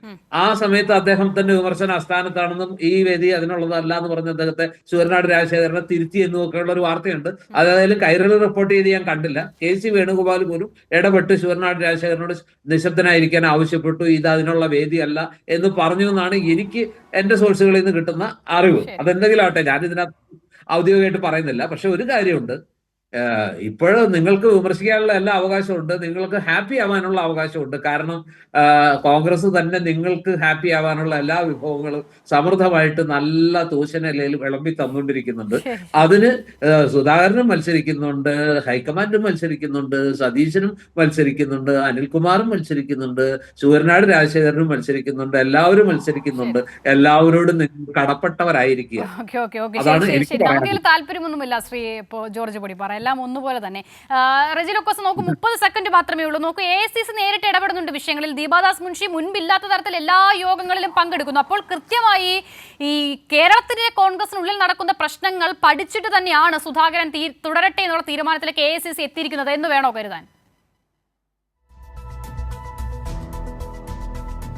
അല്ല, സംശയിക്കാറുന്നില്ല. ഇവിടെ പ്രിയപ്പെട്ട ജോർജ് പടിപ്പാറ സാറ് പറഞ്ഞതിനകത്തൊരു ഗതികേടുണ്ട്. അതായത് അദ്ദേഹം വളരെ സ്ട്രോങ് ആയിട്ട് പാർട്ടിക്ക് വേണ്ടി വാദിക്കുന്ന AP അനിൽകുമാർ എന്ന് പറയുന്ന മുതിർന്ന നേതാവ്, തുടർച്ചയായിട്ട് വണ്ടൂർന്ന് ജയിക്കുന്ന മുൻ മന്ത്രിയുടെ നേതാവ് ആരുടെ പക്ഷത്തുള്ള ആളാണെന്നറിയോ? അത് എന്നെക്കാളും വ്യക്തമായിട്ട് പടിപ്പാറ സാർ അറിയാം. അദ്ദേഹം KC വേണുഗോപാലിന്റെ ആളാണ്. സംശയം ഉണ്ടെങ്കിൽ നിങ്ങൾ അവരോട് തന്നെ വിളിച്ചു ചോദിച്ചോളൂ. KC വേണുഗോപാലിന്റെ ആളാണ്. അദ്ദേഹം ചാടി എഴുന്നേറ്റുകൊണ്ട് ഈ സർവേയെ കുറിച്ച് പറഞ്ഞപ്പോൾ നിങ്ങൾ ആരാണത് നടത്താൻ, അല്ല സാറേ എന്ന് പൂർത്തിരിക്കട്ടെ, നിങ്ങൾ ആരാണ് നടത്താൻ? അത് AICC എന്ന് ചോദിച്ചത് ആരുടെ ഉപദേശപ്രകാരം? അത് KC വേണുഗോപാലിന്റെ ഉപദേശപ്രകാരം. KC വേണുഗോപാൽ ഒരു അക്ഷരം പോലും മിണ്ടിയിട്ടില്ല. പിന്നെ ശൂരനാട് രാജശേഖരനെ കുറിച്ച് പറഞ്ഞപ്പോൾ ശൂരനാട് രാജശേഖരനോട് അദ്ദേഹം ശാസിച്ചില്ലെന്നുള്ള ഇവിടെ ഒരു പ്രസക്തിയില്ല. AP അനിൽകുമാറിനോട് അവിടെ സംസാരിച്ചത് ആരൊക്കെയാണെന്നറിയോ? അദ്ദേഹത്തിന്റെ ശബ്ദം എന്ന് പറയുന്നത് KC വേണുഗോപാലിന്റെ ശബ്ദമാണ്. KC വേണുഗോപാൽ എന്ന് പറയുന്നത് തലതൊട്ടപ്പനെ ഓവർകം ചെയ്തുകൊണ്ട് ഏകാധിപതിയെ പോലെ പാർട്ടിയെ പിടിച്ചടക്കി കുറച്ച് ചെറുപ്പക്കാരെ കങ്കാണിമാരെ കൂട്ടിക്കൊണ്ട് മുന്നോട്ട് പോയപ്പോൾ VD സതീശന്റെ ദാർഷ്ട്യത്തിനും അവിടെ നിൽക്കുമെന്ന് പറഞ്ഞ് പുഷ്പപ്പെട്ടതാരാ? സാക്ഷാൽ KC വേണുഗോപാല. ആ KC വേണുഗോപാൽ എന്ന് പറഞ്ഞ AICCയുടെ മേധാവി തന്നെയാണ് ഒരു പരിധിവരെ. അദ്ദേഹത്തിന്റെ തീരുമാനമാണ് സുധാകരൻ തുടരട്ടെ. സുധാകരനെ മാറ്റിയില്ല എങ്കിൽ താൻ പ്രശ്നം ഉണ്ടാക്കുമെന്ന് പറഞ്ഞുകൊണ്ട് ബഹളം വെച്ചപ്പോൾ നിങ്ങൾ അവിടെ അടങ്ങിയിരിക്കുമെന്ന് പറഞ്ഞ ഒരാളുണ്ടായിരുന്നു അതിനകത്ത്. അത് നിങ്ങൾക്കറിയോ ആരോടാ? ഈ പറയുന്ന VD സതീശനോട്. അതുകൊണ്ട് ഏതെല്ലാം രീതിയിൽ അയച്ചാലും നിങ്ങളെ അമിതമായി പിന്തുണയ്ക്കുക, ഉപദേശങ്ങൾ നൽകുകയും ആവശ്യഘട്ടങ്ങളിൽ നിങ്ങൾ തലോടുകയും ചെയ്യുന്ന, അമിതമായി തലോടുകയും ചെയ്യുന്ന മാധ്യമങ്ങൾ വരെ ഇത് റിപ്പോർട്ട് ചെയ്തിരിക്കുന്നു. പഠിച്ചിട്ട് കാര്യമില്ല. വളരെ വേഗം നീട്ടരുത്, വളരെ വേഗം ചുരുങ്ങിയ വാക്കുകളിൽ അവസാനിപ്പിക്കൂ. വേഗം. അല്ല, ഒന്നുമില്ല. ജോർജ് പടിപ്പാറ നേരത്തെ പറഞ്ഞൊരു കാര്യത്തിൽ, ഈ പാലക്കാടുമായി ബന്ധപ്പെട്ട കാര്യത്തിൽ അദ്ദേഹം പറഞ്ഞ കാര്യം തന്നെയാണ് ഞാനും പറഞ്ഞത്. കോൺഗ്രസിനാണ് ഇപ്പോൾ നിലവിലെ സീറ്റ് നില അനുസരിച്ച് BJPയെ മറിച്ചിടാൻ കഴിയുന്നത് കോൺഗ്രസിനാണ്. എന്നാൽ കോൺഗ്രസ് അതിൽ ആത്മാർത്ഥത കാണിക്കില്ല എന്നാണ് ഞാൻ പറഞ്ഞത്. അല്ലാതെ അത് അദ്ദേഹം പറഞ്ഞ കാര്യത്തോട് യോജിക്കുന്നു. പിന്നെ എന്നെ പറ്റി പറഞ്ഞതൊക്കെ അദ്ദേഹം തന്നെ, എൻ്റെ ആദ്യത്തെ പത്രസമ്മേളനവും ഒക്കെ അദ്ദേഹം, ഞാൻ പത്രസമ്മേളനം നടത്താൻ പോകുമ്പോൾ ഞാൻ കണ്ട ഒരാളാണ്, ജോർജ് പൊടിപ്പാറയെ കണ്ടിട്ടാണ് ഞാൻ ആ പത്രസമ്മേളനത്തിലേക്ക് തന്നെ അന്ന് കയറിയത്. അപ്പം ഞാൻ പറയുന്നത് അതൊക്കെ അദ്ദേഹം എന്തുകൊണ്ടാണ് ഞാൻ പുറത്താക്കപ്പെട്ടത് എന്ന കാര്യമൊക്കെ അദ്ദേഹത്തിന് അറിയാത്തതല്ല, ഒരു ചർച്ചയിൽ അദ്ദേഹം അങ്ങനെ പറഞ്ഞു എന്നേ ഉള്ളൂ. ഞാൻ അദ്ദേഹത്തെ VD സതീശന്റെ വക്കാലത്ത് എടുക്കുന്നു എന്ന അർത്ഥത്തിൽ പറഞ്ഞ അദ്ദേഹം ചില കാര്യങ്ങൾ പറഞ്ഞതുകൊണ്ട് മാത്രമാണ്. ഈ അവസാനം പറഞ്ഞ കാര്യങ്ങൾ ഇങ്ങനെ തമ്മിൽ തല്ല് കാണുന്നു എന്ന് തന്നെയാണ് ഞാനും പറഞ്ഞത്. അവിടെ പല ഗ്രൂപ്പുകളുണ്ട്, പല ആളുകളുണ്ട്. KC വേണുഗോപാൽ ഉണ്ടാവും, പിന്നെ രമേശ് ചെന്നിത്തല ഉണ്ടാവും, VD സതീശനുണ്ട്, ശൂരനാട് രാജശേഖരനുണ്ട്. ഇങ്ങനെ പരസ്പരം വാളെടുത്തവരൊക്കെ വെളിച്ചപ്പാടാകുന്നത് ജനങ്ങൾ കണ്ടുകൊണ്ടിരിക്കുകയാണ് എന്ന കാര്യം തന്നെയാണ് ജോർജ് പൊടിപ്പാറ അവസാനം പറഞ്ഞ അതേ കാര്യം തന്നെയാണ് ഞാനും പറഞ്ഞത്. അത് തിരുത്താനും ഒരു ജനാധിപത്യ പാർട്ടിയായി കോൺഗ്രസ് തിരിച്ചു വരാനും നല്ല പ്രതിപക്ഷമായി കോൺഗ്രസ് തിരിച്ചു വരട്ടെ എന്ന് തന്നെയാണ് നമ്മളെല്ലാവരും ആഗ്രഹിക്കുന്നത്. തീർച്ചയായും. ഓക്കെ, വളരെ നന്ദി ശ്രീ AK ശനിവർ, G. ലൂക്കോസ്, ജോർജ് പൊടിപ്പാറ, ബിജു നായർ ന്യൂസ് അനിവേഴ്സൽ സഹകരിച്ചത്.